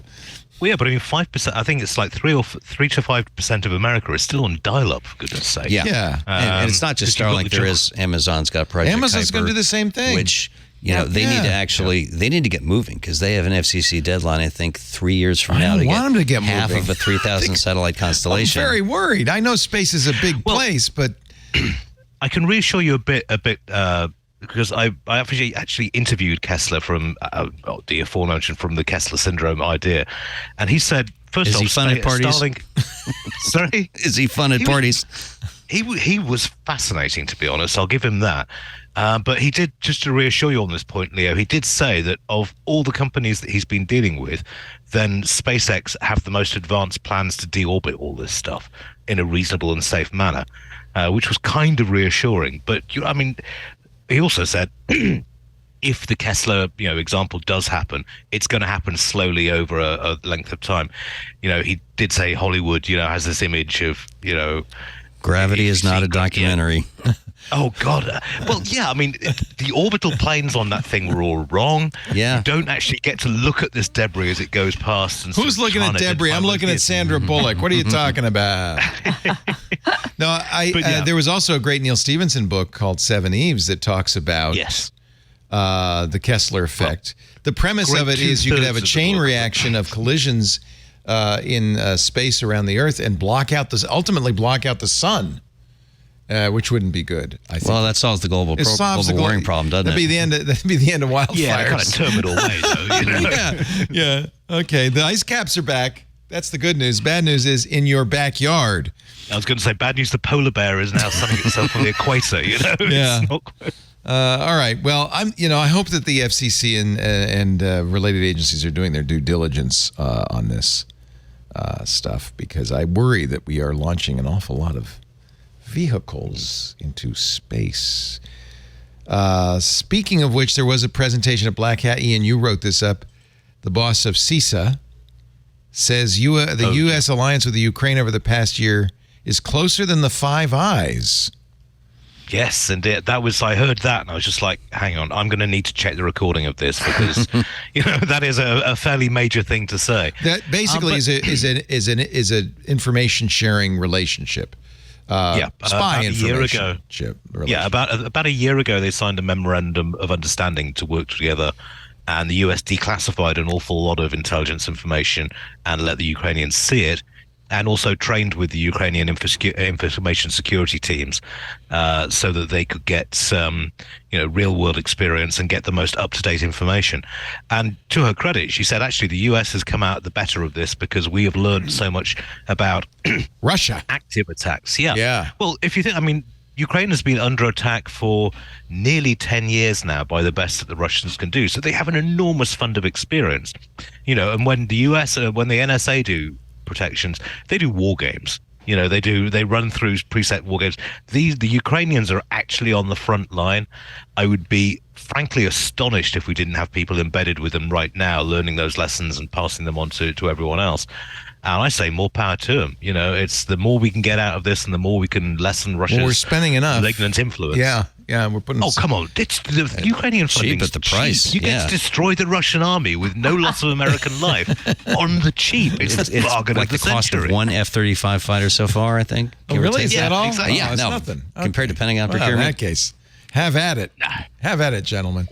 I would have loved to have seen this, because what a panel. Jen Easterly, who is the chair of the cybersecurity agency, the Cybersecurity Infrastructure Security Agency, with the guy from the Ukraine, Victor Zora, who's their cyber chief, moderated by the Wired's Lily Hay Newman. That sounds like a really great panel. It was. I would love to have heard that. Yeah. Even Jeff Moss popped up towards the end. At the start. Who's Jeff Moss? Founder of Black Hat. Founder of Black Hat. Oh, nice. The big guy. AKA Dark Tangent, yes. And he still looks like he's 30. What does he do? I know. Well, has he got a picture of himself in the if your attic? name is Dark Tangent, you're not expected to age, clearly. So sounds like it was a very good conference. I'm sorry we dragged you away early, Ian. Oh, no, it was, I can't honestly, I don't usually stay for the Sunday, because after 5 days in Vegas, I'm ready to either strangle someone or, that's my limit. And I do, one of my favorite moments about doing summer camp is getting to San Francisco airport, getting to the outside doors, having them open, and then just like, woof. Air. And it's like, oh, yes, Air. that's good. That's so good.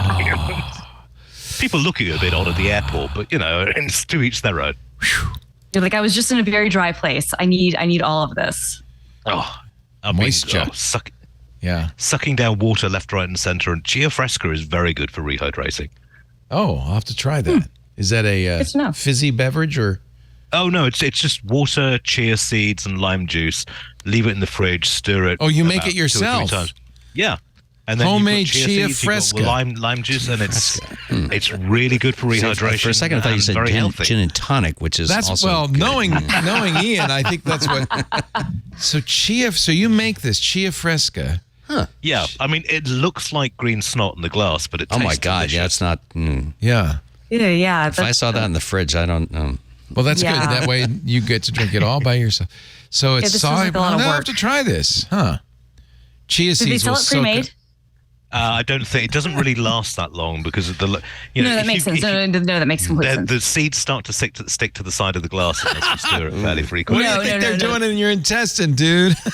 Actually, it's a superb form of roughage, you know. I bet it is. I'm going to try this. I'm going to make some tonight and see if Lisa will drink I it. was introduced to it by American. I feel duty bound to pass it on. It's one of the two great drinks you've got over here. That and the Arnold Palmer. Do like the Arnold Arnold. Palmer is great. Yes. That is fantastic. Yes. It's golf's greatest contribution to humanity, in my opinion.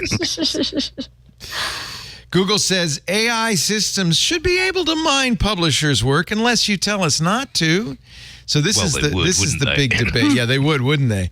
This is the big date. Here's Zoom. This was another one. Zoom, and its terms of service said, "Oh yeah, by the way, we could use your data for our AI training," and then backpedaled. They changed it. No, they stepped in it so badly. Like they wow, that was just like such a PR fail. But I mean, it's Zoom. This is what So Zoom predictable. does. This- It's It what is they what Zoom do. does. They I've do seen something. this movie and then before. They go, oh, Yes. wait a minute, we didn't mean that. Have lawyers write your terms of service for other lawyers. Never red team the TOS to think, what will this look like when interpreted out of context on Twitter or Mastodon or whatever? Is it your thought that Zoom had good intentions and it was just poorly written, or do you think they were trying to get away with something and got caught? I think more the former. That'd be my guess. Yeah. The way they backpedaled I think furiously. they genuinely thought. Oh, sorry. Go on, please. Yeah, I mean, because what exactly would you get out of that? Training. Because you could probably just do it for much less effort if you don't have to It's reasonable thinking. When I first read it, I thought, oh, of course, because if they're going to offer a service that says, oh, we're going to transcribe and summarize your meeting, they have to have those permissions to do that. They're sending this data up to the server. and that part, reading the terms from having seen this before, that's what I you're saying for us to do this. One thing I noted, there was actually a good bill in Congress introduced last year. The initials for it cleverly abbreviated to TLDR Act, which would require I love that. a one-page that is summary of good. terms of service with the real thing. The whole thing had to be machine readable, and of course it went nowhere. But it did just get reintroduced. And I'm thinking good. maybe Zoom should lobby in favor of that, because if they had to do a one-page human-readable version, they might not have stepped in it so completely. So it did not go forward in the last Congress, but it is back again. All the stories I Terms of see are from a Service year Labeling, ago. Design, and Readability Act. Good name. Now, my question about the TLDR Act is that one-pager act one page itself, or how many pages is it? Like, that's my actual They have a one page of the TLDR Act. You want to see it? Yes, I do. I found it. I found it on Okay, Google. that's actually pretty great. There's a Okay. Yeah, here's the one pager. I'm impressed now. It's a ping. Wait a minute, that's not it. Whoop, let me open the right thing. Here it is. It's a ping. Oh yeah, I found And it. it's I found not it in a too. crazy small font either. This is No, No, normal, it's not great. actually. like 10, 11 point. This is great. I hope This it is how passes. all should be. Nice. Yeah. I simple. agree. This concise. Yeah, no one's actually putting in. Although it's been a busy week for it, because Microsoft on Friday changed their terms and conditions regarding AI content. Oh, did they? And then Was I this got like an a email. 5 p.m. Friday news dump? Oh, it was even better. This was 8 p.m. on Friday. I actually put this out. It was like, we have made some terms and conditions changes. You can't use our output for AI. You can't use it to train your own AI. We can use anything that you produce for AI. So there was that. And then on Tuesday, as an opposite to how Zoom did this, and I was really impressed with OpenAI about this, they put out a blocker so that you can put this onto your webpage and stop them from scraping the data. Yes. Now, they ask you obviously not to, because it helps them improve their Right. model. But at least they give you an option. They give you the option to and do that's it, kind of what this Google story was as well. Google has kind of proposed a robots.txt like file that you could say no scraping. Yeah. And that's reasonable because I think that is reasonable. It's not merely privacy. It could also be costly. Robots, creating search indexes often hammer sites, and I imagine the AI would be as bad or if not worse. It's going to read every page of text and ingest it. So Google's kind of saying, unless you tell us otherwise, we're going to do it. So right, but I mean, it's a public web page, so it is. Yeah, I was going to say, you're allowed to read and learn from it, and you can extend to the program you wrote. Fair enough. All right, we got a little more AI news, some other news as well. We've got also a great panel here. I'm so glad to have you, Rob. I'm glad you. Now you're all the way in Arlington. You're going to be going home after. Yeah. Do you come out here a lot or reasonably often? Okay, well let's get you on every time you do. I'd love to see you, especially if you'll wear your collection of ThinkGeek T-shirts. I've got some other ones. Do you? Not from ThinkGeek, but that one where was my since there was discussion of election work at Black Hat. I was going to wear my poll workers T-shirt. I like that. My worst paying side hustle. Have you worked as a poll worker? Yes. Yeah. God most bless recently, you. Thank you. Yeah. In D.C. Yeah, Arlington actually. In Virginia. So it's a 5 to 9, as in 5 a.m. to 9 p.m. Roughly, give or take. Yeah. But I always thank the poll workers. In fact, thank you. Even though I vote by mail I always bring the ballot in, and so I could thank the poll workers, who are mostly people my age and older. But good on you for doing that. I think that's really important work, actually. It's technically the fault of a security researcher named Matt Blaze, who's spoken and written about this a lot. And he keeps saying, if you're interested in what I just talked about, be a poll worker. And March 2020, I thought, I'm self-employed. I can take off a day. And that became I'm going to do it too. Weird little... I'll do it too. Because if you want election integrity, that's one way to do it, is to be on the ground. Be there and do it. That's true. Yeah. Bravo. Democracy is made by, I think now I'm on Donald Trump's enemies list too, so that's good. Are you? Probably. What were those boxes you were hiding under the table there? I saw you do that. Vaccination clinic, so yeah. All right. Rob, it's great to have you. Also here, Christina Warren, film girl. Yes. What's your latest hobby? I know you're kind of not doing the sneakers as much. No, not as much. I'm trying to think. Well, I need a new collection. I'm still on the vinyl. I'm still on the vinyl kick. So I meander with that. We had a guy on Ask the Tech Guy today who had $1 million collection of what do they call those? Funko Pops. Oh my God. I'm not down with the kids. He apparently, his biggest thing was he collected brand ID Funko Pops. Like he had Boo Berry. Right. Wow. There are a lot of Funko Pops. So maybe I'm giving you something that you could think about collecting. I kind of don't need more stuff, but that is good. I am, I will say, like, I was hearing like Rob and Ian talking. I haven't been to Black Hat in a really long time, DEFCON in a really long time. And now I'm like, okay, you know what? Next year I got to go. I got to go back to. I have never been to summer camp. I'm scared to go. It's fun. No, it's not that scary. No. It really isn't. It's really fun. I don't want to be. I know I'd be on the wall of sheep like that. No, I mean, come on. You're not sending out unencrypted traffic there. You know, what? That's basic. What's that? You're not sending out unencrypted traffic. So yeah, no. I mean, wall of sheep is useful as well. What do you? So let me ask you, what gear do you carry when you're going to this HackerCon? Do you have a special burner phone? Yeah. Well, no, burner phone, no, because actual mobile phone signals are generally left alone. Yeah. Obviously, I turn the Wi-Fi off unless I'm absolutely using it. I never use the public Wi-Fi network. I usually just hotspot from my phone. But the amount of paranoia over this is a bit too much. I mean, Black Hat, almost nobody has. The last time I can remember of an active hacking incident was 2008, when 2 French journalists started buggering about in the press room, and they were escorted from the premises. Well, that's one thing I learned from your very good article about the Network Operations Center, is they catch you right away. And and they will go, they'll pick their head around the door and say, knock it off. Oh, yeah. Literally, in the training sessions, they will not, Grifter said, he's had to pop his head around the door and say, just a reminder to everyone, and one person in particular here, hacking is illegal. We can't see what you're doing, But it's DEFCON. I'm supposed to hack, man. Well, it's perfectly understandable, because if you're in a training session and someone teaches you how to do something really cool, the initial temptation is, hell, let's try this right now. Yeah. Actually, the biggest thing, well, not the biggest thing, but one of the most curious things was an astonishing number of people at Black Hat have pet cams, and the traffic on that is almost all unencrypted. So if you think about it, if somebody slurps that, then they can send you a picture of your pet with the name of your pet and the company that provides your pet cam. They called that out in the Black Hat Knock Talk last. The Black Hat ends with the people who run the Network Operations Center talking about this is what we saw. And last year was hilarious. Yeah, it was a pet feeder. And they're like, well, we know the cat's name is Garfield. The metadata was something like the cat is a little bit chunky.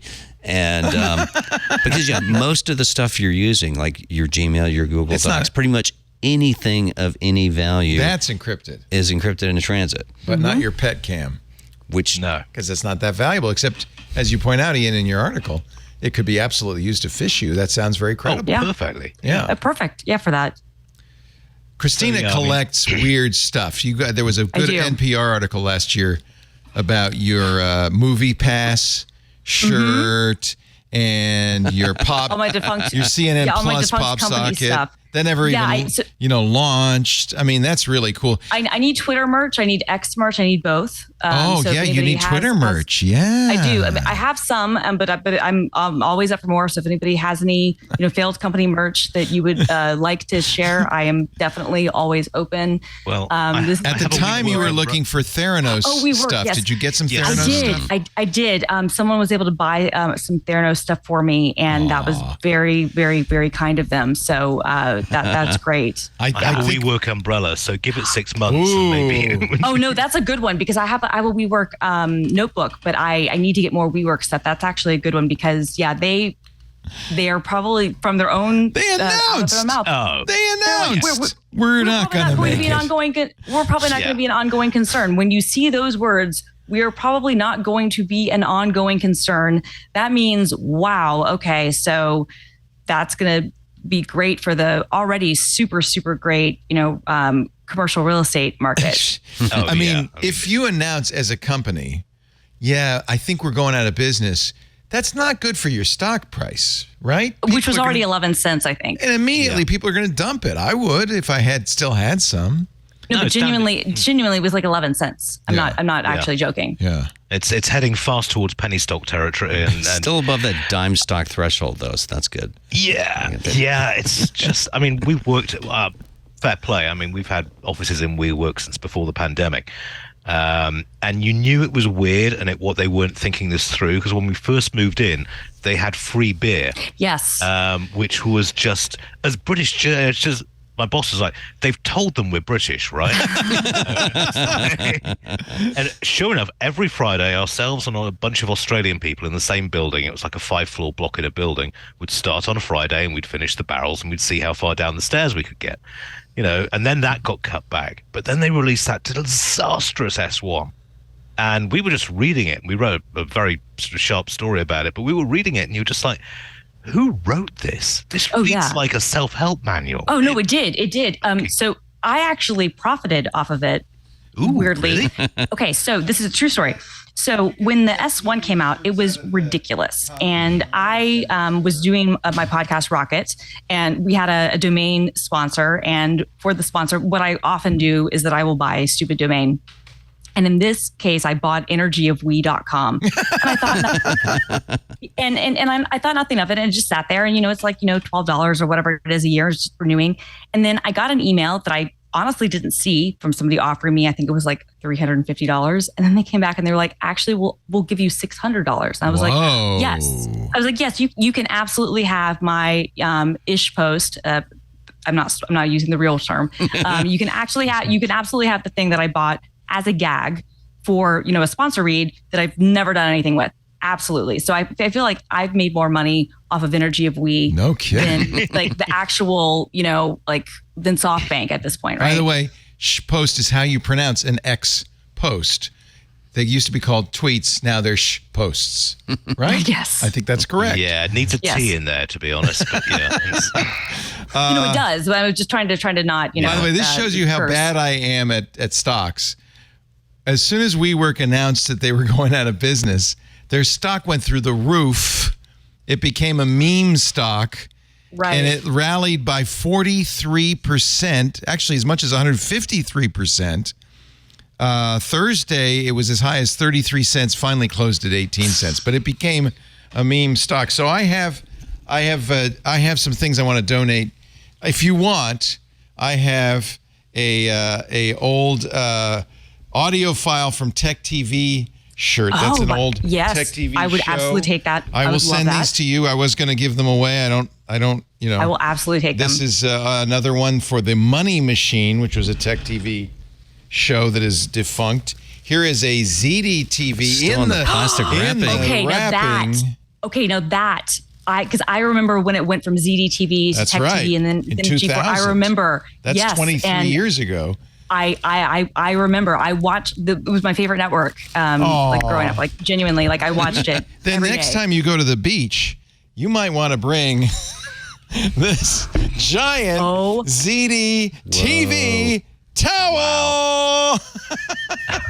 You think that I wouldn't? I absolutely would. I will go to the beach with that, and I will proudly. We're going to package this all up. I love send this. It out Thank you. To add to your collection of defunct. That's so good. Because I think if there's nothing more defunct than ZDTV. No, I know, and then it's so good. You know, the Paul Allen. There's so many great things in that story. Leo, you should really write a book about. Like, oh man, I was there. I watched the whole thing. I know you should really write a book about just like everybody's like thinking, the internet and television is really gonna combine together.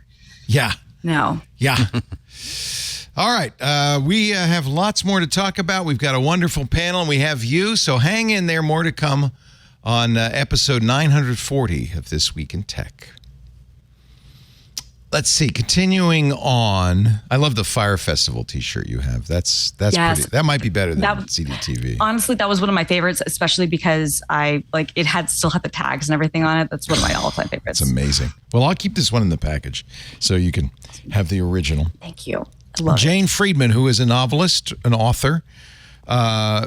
Interesting blog post on janefriedman.com. I would rather see my books get pirated than this. Or why Goodreads and Amazon are becoming dumpster fires. She had dozens of AI-generated books put up on Amazon over her name, and then they made it into her Goodreads official author blog. And she says, get ready, because sham books are the next big thing. These things sell. She said, with the flood of AI content now published at Amazon, sometimes attributed to authors in a misleading or fraudulent manner, how can anyone reasonably expect working authors to spend every week for the rest of their life policing this? Fortunately, she has a voice, and her blog post was heard by both Amazon and Goodreads, and that stuff was eventually taken down. But, books credited to her included. This is. I know. This is an easy tick. Easy technology solve. Yeah. If someone puts a name in under an author and they're a published author, it's the easiest thing in the world to scan. But Amazon's not going to bother because how many of us have had forced? Obvious impersonators on Instagram that sit around for forever? The difference is Amazon makes money even when they sell these fake books, also, right? It should be in Amazon's own interests. Like, I don't want to shop at a place if I'm going to get something this crap.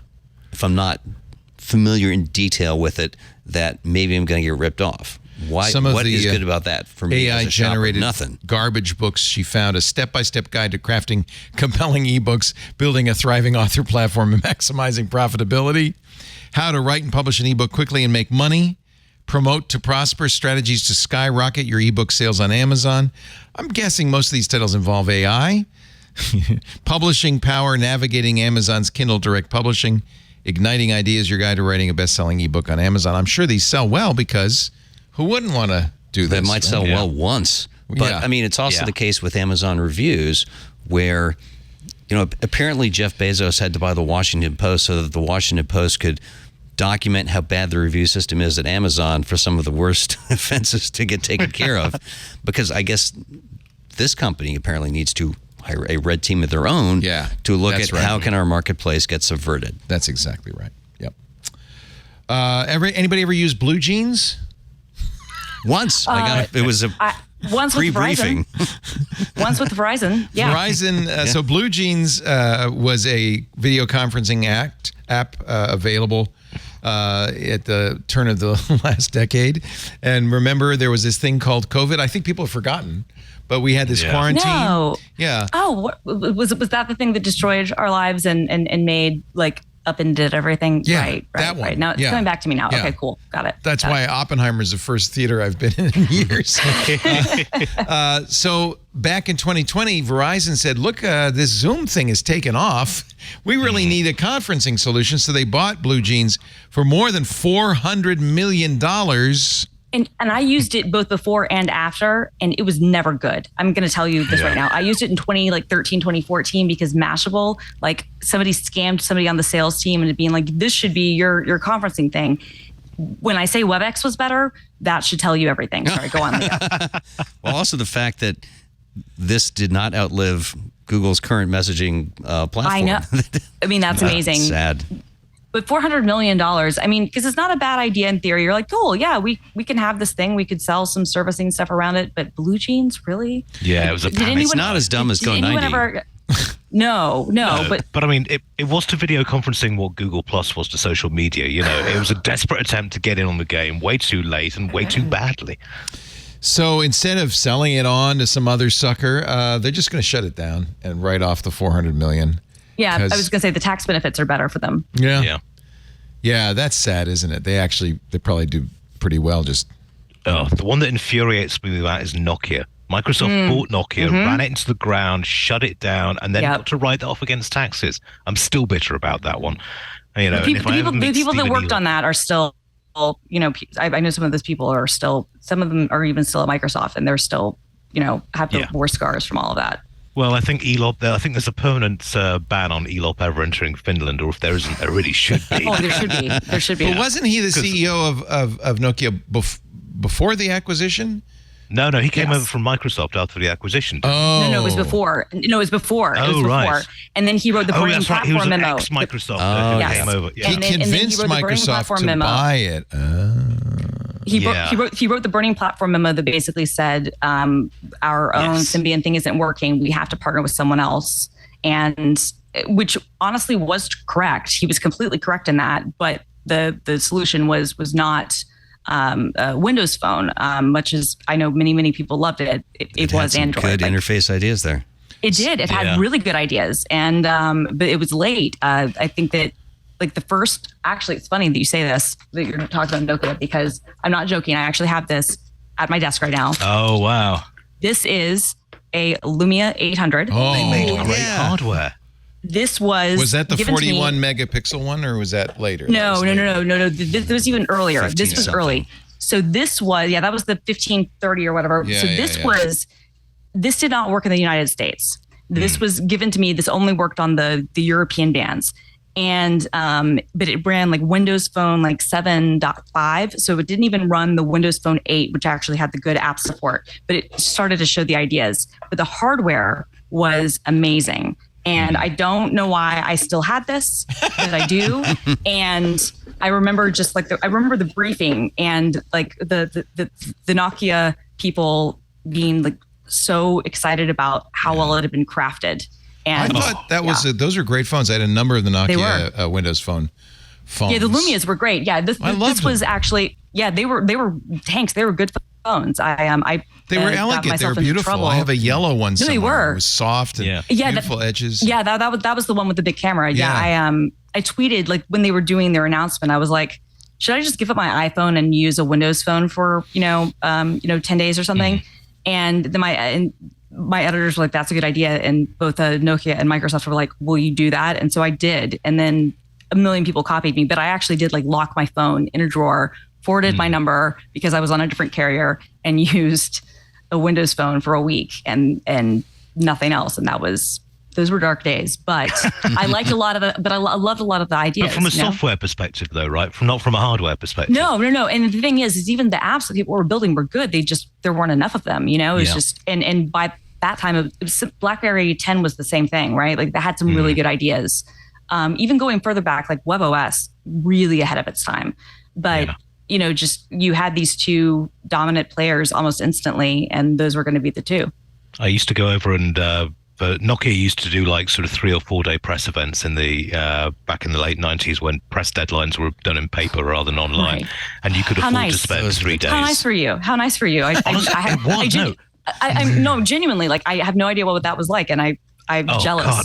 Well, I mean, we had like this particular trip was Nokia maintained a compound just inside the Arctic Circle, like a sort of corporate town, which had like a 50-person sauna, which, you went into, and basically they'd stick beers outside the sauna in snowdrifts. You go in, you'd heat up for an hour, then they would chainsaw a hole in the ice and the lake right next door to it. Everyone runs down, jumps in, rinse and repeat. But we spent a lot of time with the Nokia engineers, and I'll never forget, I think it was the Nokia 1110, the really tiny chocolate bar phone. Oh, I love that one so much. Now, when they were about to launch that, the engineer, we were sitting down with the engineers, he goes, I have to show you this. And he sort of put it in there and he called them up. And when you rang it on vibrate, the phone would walk across the table. And he looked at us, he goes, you see that? That took us 8 days to actually perfect that, so they did it. And no one's going to use it, but that's the kind of level of detail we want in there. I love that so much. But yeah, if Elop ever goes into Finland, he's going to learn what Sisu means. And he'll learn it the hard way, I suspect. Someone's going to punch him in the face. By the way, I think you are a very bad influence on our audience, because Quippy in our chat has now made Chia Fresca. As he watches, you need a bit more liquid in that, to be honest. Yeah, fill it up. He says, I'm going to chill it and taste it. The weird thing is, once you make Chia Fresca and you let it for a day or two, it turns into Chia Simmons. Yikes. And I don't think you want that. Oh, come on. Even for you, that's I don't think anybody wants that. Here's some happy news. You were excited about this, Rob. It turns out the Curiosity rover has found striking evidence of habitable seasons on Mars. For years, people said Mars had canals, and that was the evidence for the little green men and the Martians. Well, it turns out these mud flats with these peculiar kind of diamond shape. We've seen these on Earth before. These are mud flats. Yeah. And Curiosity apparently says this is evidence that there was seasonal wet-dry cycles a long time ago, 3.6 billion years ago, which bolsters the evidence the planet was once hospitable to life. Yeah, which we've been trying to figure that out. I mean, I've been a space nerd my whole life, so I remember Viking 1 and 2 landed on Mars in the 70s. Yeah. No canals. Things that might have sort of, yeah. It's a lot of red dirt. Sort of looks like Utah around Arches National Park. Right. But yeah, we're still trying to find that out, and we have this rover that somehow landed from a sky crane and is still roaming around. The Ingenuity helicopter, laser firing tank, which is now wildly outperformed expectations. And the trick is, at some point, if we find things that actually might point to life, we need to get them to a lab on Earth. And from what I've read, the problem that NASA has is, if you're going to build a series of robot spacecraft that will pick up the samples that Curiosity is collecting, put them on a rocket, launch that into Mars orbit, transfer that to another robot that'll take them back to Earth, it's approaching the cause of sending people to do it, which I'm all in favor of. Like, I want to see human footprints, boot prints on Mars in my life, hope sooner rather than later. But yeah, super neat that we're around to see this voyage of discovery because happening. Perseverance has also collected a bunch of samples. Aren't we sending something to get those samples? So that's the idea. The plan, right? Yeah.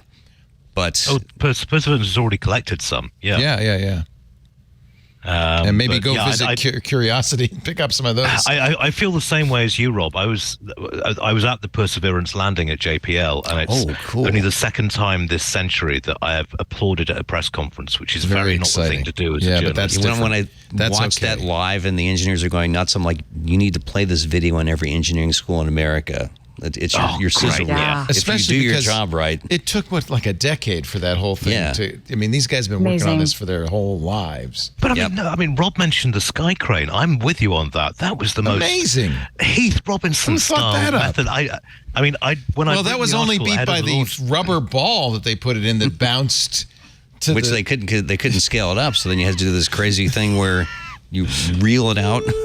It's hysterical. Yeah, I mean, like you, Rob, I hope that we see human footprints on Mars. However, I think it's more likely that we're going to see Chinese footprints on Mars than American. You think?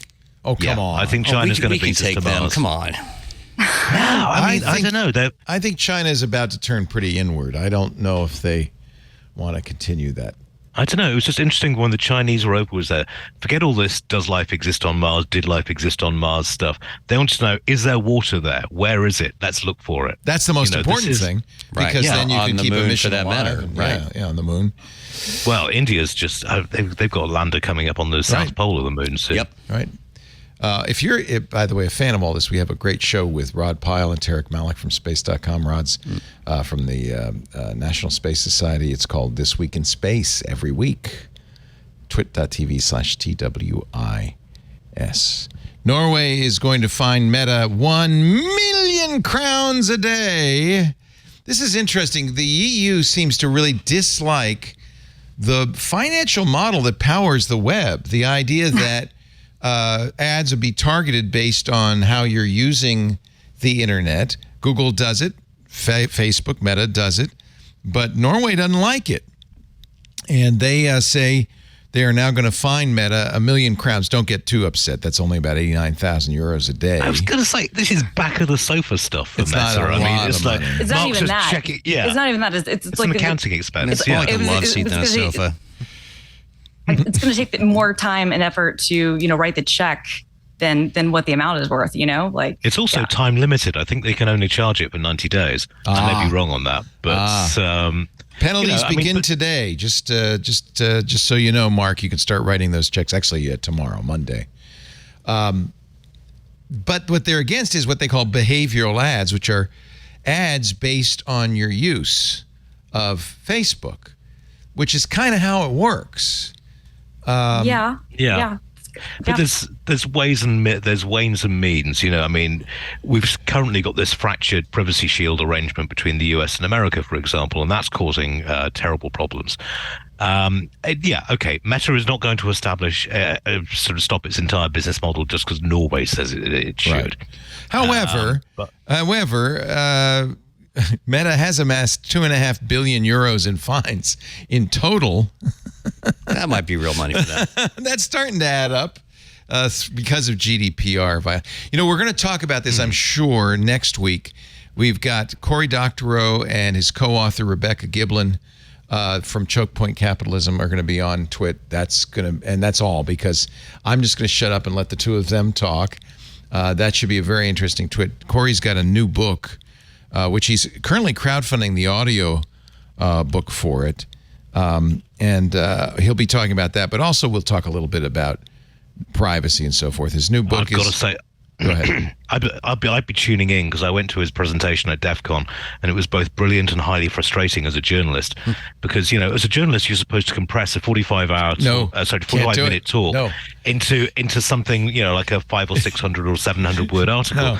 And I just sat there thinking, honestly, this guy's so good. You might as well just give us the text. We'll publish it. Did he talk about his? I bet he talked about the new book, which is called "The Internet." He talked about the new Internet Con: How to Seize the Means of Computation. So just summarize for us. What did he say? Well, I'm trying to think of it if we can actually get away with saying this, but it was something like the encryptification of the internet. Yeah. So yes. Started as an open platform. And then all these tech companies, the example he gave was Facebook when it first started out.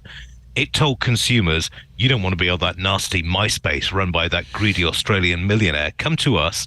And then they built a point to that. Yeah, there was a point to that. But then they built a bot which allowed you to interact and share data between MySpace and Facebook. And that actually got Facebook to the explosive growth they're in. And then they said to businesses, we can now advertise in a behavioral way because these idiots have given us all this information, so pay us lots of money. And to publishers, same thing. Put a couple of lines from an article in, you can drive a lot of traffic. And then they turned around and said to publishers and consumers, we lied. We're just going to take all the money now. And this is the kind of thinking that he wants to deal with in this sort of thing. We've given so much money. The whole point of the internet was to get rid of the middleman and allow direct transfer. And we did do that for a while. And then we reintroduced the middleman with a vengeance. So, a good example was apps. He said apps are basically a website with intellectual property added in that they can use to sue users for. So I can't wait. I love Corey to pieces. He's been on the show many times. And I also like it because it's an easy day for me. I just ask one question, sit back, and 2 hours later, show's done. Well, he said he's got 8 books ready because he writes when he's anxious. Yes. So, well, he said he writes when he's anxious. That's and right. the COVID lockdown was a very productive time that way. We will be talking about, yes, I can say it because it as a whole, it's not a bad word, the enshittification of the internet. It's a good coinage. Yeah, that's a safe word, right? We will be talking about, and you're going to hear it a lot next week with Cory Doctorow and Rebecca Giblin next week on This Week in Tech, his new book, but also Choke Point Capitalism, which was genius. I mean, nobody is better at cutting to the heart of the matter and explaining what it means and what to do about it than Cory, and Rebecca is a great co-author. We've had them on before. It'll be a lot of fun. A little time out before we wrap things up with I have all the 35 stories we haven't gotten to coming up. But but first, for those of you who missed it, a little synopsis of some of the things that happened this week on Twit.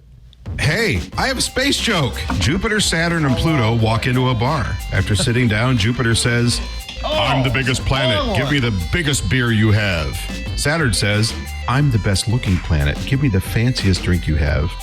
And poor Pluto says, "I know I'm not a planet, but give me a shot." Previously on Twit. This Week in Space. We're going to Pluto and beyond with Alan Stern, Science Chief of the New Horizons mission. We have now studied 37 different objects in the Kuiper Belt.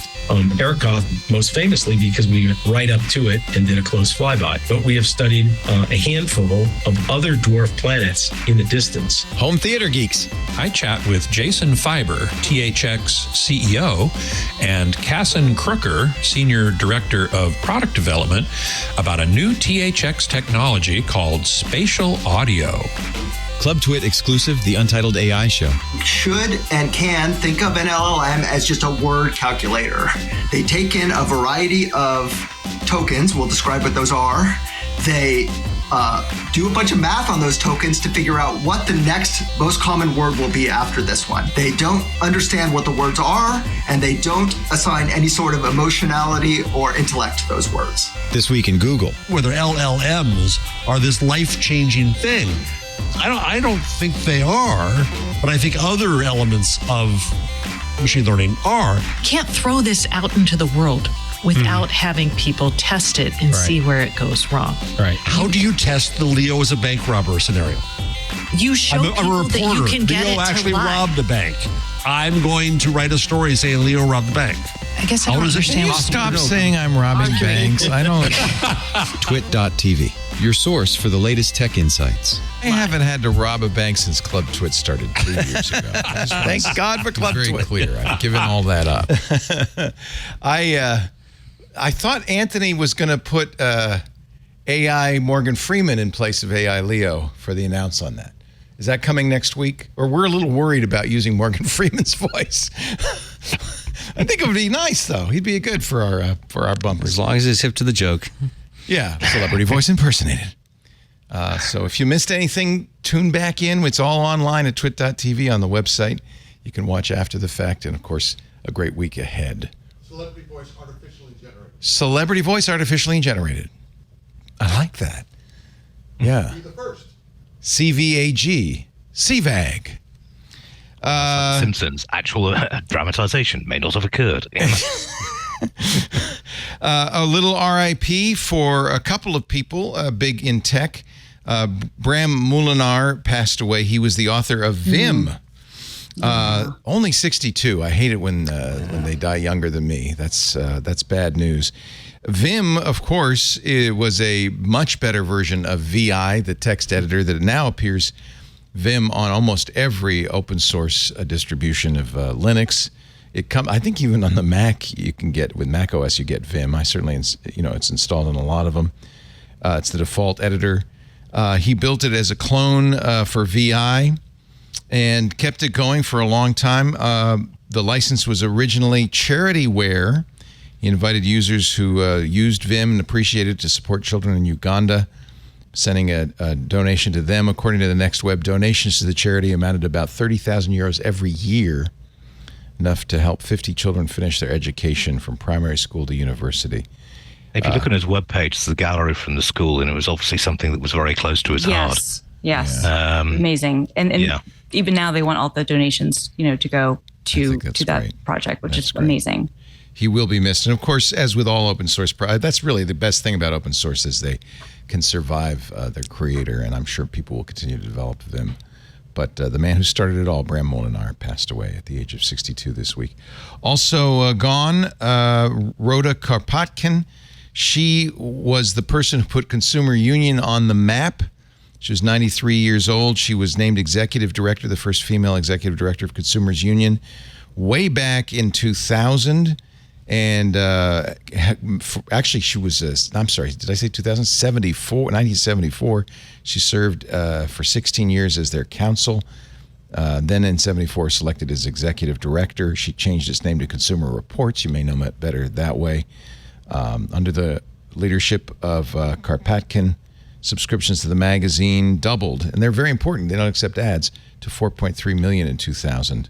She also raised $40 million to build their new headquarters in Yonkers. And honestly, I think the godmother of consumer reporting and the kind of stuff we try to do to represent consumers in their interests. It's very, very important. So a couple of people who are important to the community passed away. And then there's Mr. Beast Burgers. Oh, boy. Have you ever had a Mr. Beast burger? I feel like you might have, Christina. I have. No? I have.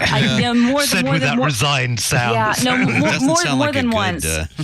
Well, because here's the thing: it's a ghost kitchen, and so it very much depends on what ghost kitchen it's coming from. And there are like many Mr. Beast burgers in my area, but here's the thing: Seattle food sucks, and it just does. And we don't have a good food scene, but also we have a really, really bad takeout scene. So especially during COVID, there was not a lot of options after, say, 8 o'clock at night, which doesn't feel that late, but in Seattle, apparently that is too late to ever get food even before the pandemic. So I have ordered Mr. Beast Burger more than once. And it's not good. It's, primarily made in Italian restaurants. Buca di Beppo is one. And then there's another Italian chain. So exactly. What they do, it's a pop-up kitchen. What they do is the company that puts this together contracts with a Italian restaurant in your neighborhood, and then when you call in an order for Mr. Beast Burger, which by the way looks like this on the DoorDash menu. They claim it looks like that. It's a smash burger with crispy outsides and stuff. And then the Italian restaurant was apparently illy prepared for all of this. Makes it, slaps a Mr. Beast Burger on a brown paper bag. And then Uber Eats or whoever brings it to you, if either from the Brio Italian Grill or Buca di Beppo. But this is my favorite picture of what one Kotaku reporter got from his Mr. Beast Burger. Does not look like the... looks like it's been in a car crash. It looks like someone ate it. It's like someone's already eaten this and then put it back into burger the needs airbags. That's the thing with the ghost kitchens is that the orders are often wrong. And then there's no recourse that you can really do because it's a ghost. They're a ghost kitchen because it's a ghost kitchen. Yeah. And then even the idea behind it is, we'll give people the same recipe and they can make it multiple places. Yeah, except you don't. A franchise will ensure that you're getting product from the same suppliers so that you have the same types of buns, the same types of patties, the same, brand of cheese, whatever, same type of ketchup. They don't do that with ghost kitchens. So one Mr. Beast burger might be edible. It's not great. It's overpriced, but fine. And then another one, you might get it and you're like, okay, what actually is this? And why is my grilled cheese that was $10? Why is it the way that it is? You may remember that Mr. Beast opened an actual brick and mortar Mr. Beast burger in a New Jersey mall. And it was I grew up in New Jersey. Which mall is this? The American Dream Shopping Mall, which really doesn't narrow it down much, does it? Look at all these people. It's no Short Hills. The Short Hills Mall, I actually know. Okay, awesome. I was going to say, I know the Short Hills Mall too. So very upscale. Jimmy Donaldson, who is Mr. Beast and is the number one YouTuber, makes millions of dollars a year giving away, let's face it, let's be honest, millions of dollars for all sorts of interesting things, giving people sight for one thing. He contracted with a company called Virtual Dining Concepts for this pop-up restaurant, Mr. Beast. He decided this is not working well, tried to get, because he saw the burgers, tried to get out of the deal, and is in fact suing them, saying you did not deliver. Now they're suing him for $100 million because he's dissed his own burgers and is trying to get out of the deal. So what a mess for Mr. Beast. Interesting. You know who else is really big into ghost kitchens? Travis Kalanick. Oh yes. He's made millions, so much money off of it. He was into them even before the Uber. He was ousted from Uber. But I you're so right, Ian. I always think of that. I'm like, man, that guy really like nailed that market timing without having any advanced knowledge. He really, really did. Because at first the idea seemed sort of interesting, but sort of like, okay, well, is this really going to take off? And then it became a very viable model very quickly. Yeah. His company is called Cloud Kitchens. And now they're, according to the Financial Times, expanding into South America, building a new empire. Got a new South American girlfriend as well. 50 cloud kitchens across 11 cities in Brazil, Mexico, and Colombia. As with the kitchen operations, they're doing more than kitchens. It's something called pick and pack, convenience stores, pet foods, medicines as well. Oh, like posh. In this country, you got to fail. You got to fail up. I mean, I look at Adam Newman of WeWork about to declare bankruptcy. Does it hurt Adam Newman? No, he's a multi-billionaire making more money and getting more venture capital to buy up real estate now in Miami and apartment. He's going to try it all over again. He's going to do it again. He's going to do it this residential. No consequences at all. You cannot. Well, you cannot fail down. In fairness to Adam Newman, I hate doing this, but I will defend him in this way. Unlike many of the other, scam things that people that I love, people like Anna Delvey, people like Billy McFarland, people like Elizabeth Holmes. Yeah, they serve time for minor scams. They get thrown in jail. It's got to. The trick is scam big, right? Right. Well, no, it's actually different. He didn't lie to anybody. He didn't scam anyone. He was very clear about what his ideas were, and people just bought into it, even though it made thought it was a good idea. Sense. Yeah. Even though it made absolutely no business sense. So them. I actually don't fault him at all. I'm like, you know fraud. What? Yeah. No, not at all. He didn't mislead anyone. No, he basically convinced SoftBank to give him $700 million. Yeah. And an awful lot of other stuff as well. SoftBank's reputation for business expertise is a little inflated. Not the greatest. I mean, you guys, they bought Sprint. Oh yeah, they bought Tech TV. Briefly, they were an investor anyway. We always would go around in hushed voices talking about Sunsan. Didn't work out too well for them either. Travis Kalanick, of course, founder of Uber, was ousted after many scandals. His second act now worth $15 billion. Yep. Just got an $850 million funding round late last year. Yeah. It's you're right, Rob. You fail upwards. You know, I mean, this is actually something Corey had a very lovely example for. He said, used to be that people worked for a big tech company and then went off and did their own startup and tried to compete. Then it became, okay, we leave the big tech company and then we do our startup. We get bought out for $400 million, which he said is the most half-assed way of getting a pay rise he's ever heard of. And then it was, you work for a big tech company, you stay there, but they have free kombucha and you get massages. And then now it's, you work for a big tech company until they fire you. And then they pay you. Then they give you a bunch of money to start something else. Well, I mean, he made the point that when Google laid off 6,000 people, at the same time they did a share buyback, which would have paid those people's salaries for the next 27 years. It's getting harder and harder in the tech industry to actually make the kinds of living that people have been used to. Well, maybe we should talk to Sam Altman, who ran Y Combinator, and now he's running OpenAI, and his newest project, Tools for Humanity, a giant orb. It's not that giant. That you put your eye up against and scan it. And the idea, what is it? I don't know. The idea is, it's called WorldCoin. In some countries, you get $50 in WorldCoin, the equivalent of $50 in WorldCoin, for letting them scan your iris. Not in the U.S., apparently. But lots of people still want to do it. He claims it's privacy forward because we don't get your retina scan. We get a hash of it. I could actually, in an engineering sense, I get it. Yeah. But on the other hand, this strikes me as another case of somebody from the Valley saying, hubris. oh, here is something that governments have struggled for thousands of years. You know, who is whom? We're going to solve it by throwing technology and a blockchain at it. Right. And when you could still just use a database. You're exactly right. You're exactly and also right, the name exactly WorldCoin reminds me of WorldCom. I'm showing my age there. Boy. That didn't. Oh, boy. It's not a good parallel. Well, it's good because the orb's named MCI, so it's really perfect. No, I'm just kidding. Actually, and this is why I bring it up, because I want to ask you guys who are smart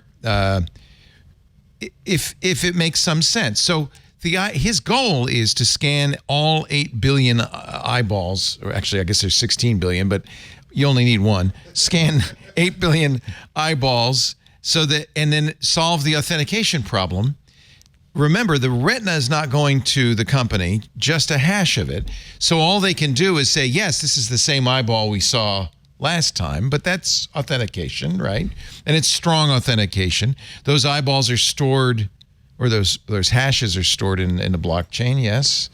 Not sure exactly what the next stage is. Right, right. Because that's the thing. Is like, okay, so you have everybody scan their eyeballs, and now we all have, an identity card that we can use in some way to at least say, well, at least the hash of this retina matches this person.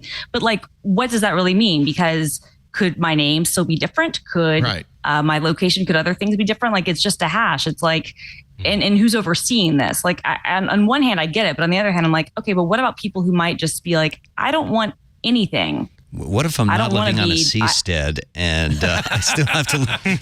Hey, if you know anybody who is, I would love deal with to those move to a weary seastead. Giants of flesh and steel. Yes, and I still that's right. Well, you got them all in there. That's good. As a sailor, seasteading is one of the most stupid ideas. Oh, it's not going to work? Oh, shoot. No, it's absolutely not going to work. The idea is to create a independent nation based on a oil platform out in the You know what's great about that is that there was kind of so Charles Ponzi, when he was desperately trying to think of ideas. The inventor of the Ponzi scheme, ladies and gentlemen. Yeah, the person that the Ponzi scheme is named after. I mean, it's really, it existed before him, but the person who made it synonymous. When he was selling these postal reply coupons and saying that he would double the money and 60 days or whatever, he was trying to figure out how he could actually legitimately make the money and then go straight and then offer people reasonable returns, not 50% of your money in 2 weeks, but reasonable returns. His idea was that he was going to buy, with some money that he kind of stole from some banks, he was going to buy some big decommissioned steamliners from the United States government and fill them with all kinds of things and do basically what these seasteaders want to do, where he would basically have like a huge shopping mall that would go port to port and people would just buy everything that they ever wanted from that. That was one of his genius business ideas. It's very similar to the seasteading thing. And that's all you really need to know. It's like a floating hospital, a mercy ship, but with flip flops and it's WeWork, but on a boat, frozen burritos. Right. Sounds great. Sounds great. But I mean, the thing people forget about, because I do a fair amount of sailing, thank goodness, because it's the bay and we've got great sailing. But boats break all the time. You're in a saltwater environment that is constantly moving. That puts enormous stress on things. Yeah. And you look at some of these seasteader designs and you think, that'll last 5 years. I want to live on this. I don't know. So I'm at seasteading.org. Although I have to say, as you scroll down, it all looks really good and all the positives. Then you get the article, Titanic submarine catastrophic implosion. Yes. What does this mean for seasteaders? I was going to say, that company was based in Everett, Washington, which is not far from me. I did try to buy merch, legitimate stuff. I was not able to find it. Oh, an OceanGate t-shirt would be the king of all finds. No, absolutely. That's the thing. I want a real one. But people aren't selling the real gear yet. Maybe I'll be able to find something. But yeah. Wow. We saw what happens with this already. Like, we literally just a few weeks ago, got a very sad look at this whole what happens thing. That did lead to a bit of a discussion in the office, actually, because after that happened, we were writing a story, and the phrase was used a titanic level of stupidity and hubris, and it was just like, ouch, maybe too soon. Actually, yeah, I think we'll leave that one. Some say even the reg was like, that's too much. Well, no, we weren't writing about the submarine. Okay, we were writing. Would have been a good title. Oh, gotcha. I was going to say because that would have been good. That's what I thought you were talking about. Okay. Oh no! I mean, no, we don't shy away from that. I mean, when yeah, that's what I thought. I was like, that's odd for you not to. When Jack Dorsey was left as sole CEO of Twitter, the subhead we used, it was the headline, but the UK objected, was because Dick Costello pulled out. So the headline was, Big Dick pulls out, Jack's off to the hot seat. Oh, and, that's so good. We originally put that as the headline, and then the UK editor-in-chief got on the phone within about 25 minutes. You can't say that. I could hear the phone call from across the office. What the hell are you guys thinking? Back to Sam Altman and WorldCoin. Here's an interesting paragraph in the New York Times story about it. Ultimately, WorldCoin's bankers envision a grander plan to protect people from AI advances that they claim will eliminate millions of jobs. They're promoting the orbs, the ones scanning your iris, as a possible foundation for universal basic income. Oh, not this old chestnut again. They say our iris IDs will help distinguish. Oh, this is it. Will help distinguish real people from robots. As if a robot can't duplicate my iris. Right. Right? Yeah. I bet it also, could. I mean, it falls down on one simple biological point, which is people's eyes change over time. Oh, really? You know, if you get a cataract, does that mean you're automatically locked out of your bank good account? Call. Good point. You know, it's like if you lose an eye in an accident. Well, it's like Minority Report, right? Like that's how he's able to get through. He gets somebody else's eyes. It's like, welcome, back to the Gap, Mr. Wu. Like, are you enjoying your T-shirts? Like that's what they do. And things change. I mean, because I remember when these first came out, and they, I was talking to a researcher, and this was about sort of late 90s, early noughties, and they were saying certain drugs make your pupils go really large. So if you're on MDMA or an LSD or something like that, you're effectively locked out from using any authentication method using this system. Wow. So if you can't get onto social media, is this a defensive measure? That's actually probably a good thing, but if you get an eyeball scratch, you can't either. So if I were you, Christina, I might be looking for those WorldCoin T-shirts. Just maybe. Yeah, if anybody has anything or actually, that's a good idea. I should see if I can buy them now. Get them before they fail. Have them for yeah. Well, that's my favorite thing to do is to buy them from their official stores because then I'm both contributing to the problem and I'm But we need to make this a phrase for when you see a company which is obviously going to fail. It's like, well, it's a kind of Christina Warren collection kind of company. Yes. How many Christinas is that worth? Yeah, I think exactly. We could do that. I think we could create that idea. Well, I have to get going and make some Chia Fresca, so I want to thank Ian Thompson for inspiring me to the pleasure as always. The beverage revolution of the age. Now, if I could just convince you to get into Marmite, my work here would be done. I got a jar. I've had that jar for a long time. Have you ever tasted it more than once? I've got the Vegemite and the Marmite, just depending. They are different. I know they're different. Oh, yes. Ian writes for The Register, theregister.com. Always a pleasure to have you on, Ian. Do rest your voice, but you sound fine. Yes. I'm just saying, I know what you've been through, and we appreciate it. Thank you. Thank you. Yeah, back from DEFCON. Also back from Black Hat, Rob Pegueraro. Now, see, I was doing great right to the end. We were doing so good. Rob Pegueraro. I was going to say Pegueraro, but he says you got to say it. You got to say it in Arlington style. But Rob Pegueraro, great to have you. You'll see his bylines all over. For a long time in the Washington Post, most recently PC Magazine, Fast Company. So good to have you on. Please come back anytime. We love having you. Let us know next time you're in town. But we can also do it. We have this thing called Zoom, as you can tell. People don't have to be in studio. Christina Warren, I just love having you on. I think you're fantastic. I have an original Burf T-shirt you might want to get a copy of if I okay. But I will send you these CDTV. Yes, thank you. I would love that. Genuinely, because I have such fun memories of it, and it fits the collection. Yeah, John, was this all of them? Because there was one that had the slogan on the back and everything. I guess somebody has grabbed that one. already. I'm sorry to say. But no problem. No problem. We'll send you, Thank you very much. We'll send you everything we have. This was. I love it. Thank you. I think I took a picture. Oh, I didn't post it here. I posted it somewhere else. I've got a pair of Internet Explorer 95 binoculars hanging around somewhere. I'll see if I can find them for you. What's the weirdest old crap? I know I have the Windows 98 cards. Remember, you were supposed to have a party to celebrate the launch of Windows 98. I think I have the deck of those cards. cringeworthy adverts. Yes. I wrote about Let's them. get together They for an were operating system launch party. Dreadful. Yeah, no, that was Windows 7, I think. Was it 7? There was a. Yeah, you were 7. supposed to throw a party for it. Yeah, you would throw your own party. They that's had like a kit for it. I'm Balloons. embarrassed to admit this. You did it. But I will. don't No. believe it. No. It's worse. It's both better and worse. It's both better and worse. When I was 13, I made my mom take me to the Windows 98 satellite launch in Atlanta. And I had a T-shirt and and it was all businessmen and people who did those things. I was the only one of the only females. Christina's mom. I think my that's really mom nice. got hit on a lot. I obviously did not. My mom got hit on a lot. But yeah, so that's a real thing that I actually did. It's a woman. Quick, get on over there. No, I think that's really sweet, to be honest. I mean, and space stuff has always gone well.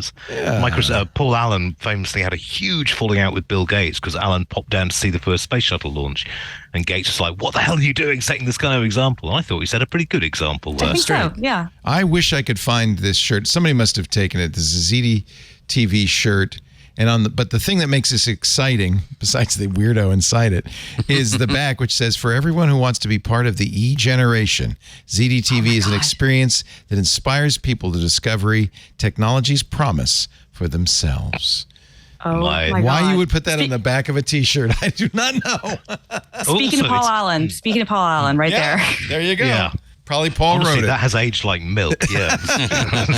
Hey, thank you, Christina. Thank you, Ian. Thank you, Rob. Thanks to all of you for joining us. We do Twit Sunday afternoons, 2 to 5 p.m. Pacific. That's 5 to 8 p.m. Eastern, 2100 UTC. If you want to watch us do it, you can watch live. We have a live audio and video stream at twit.tv/live. If you're watching live, got to join us in the chat room. IRC is open to all at irc.twit.tv. And I mean open to all. You can even use your browser. You don't need an IRC client, although that would work too.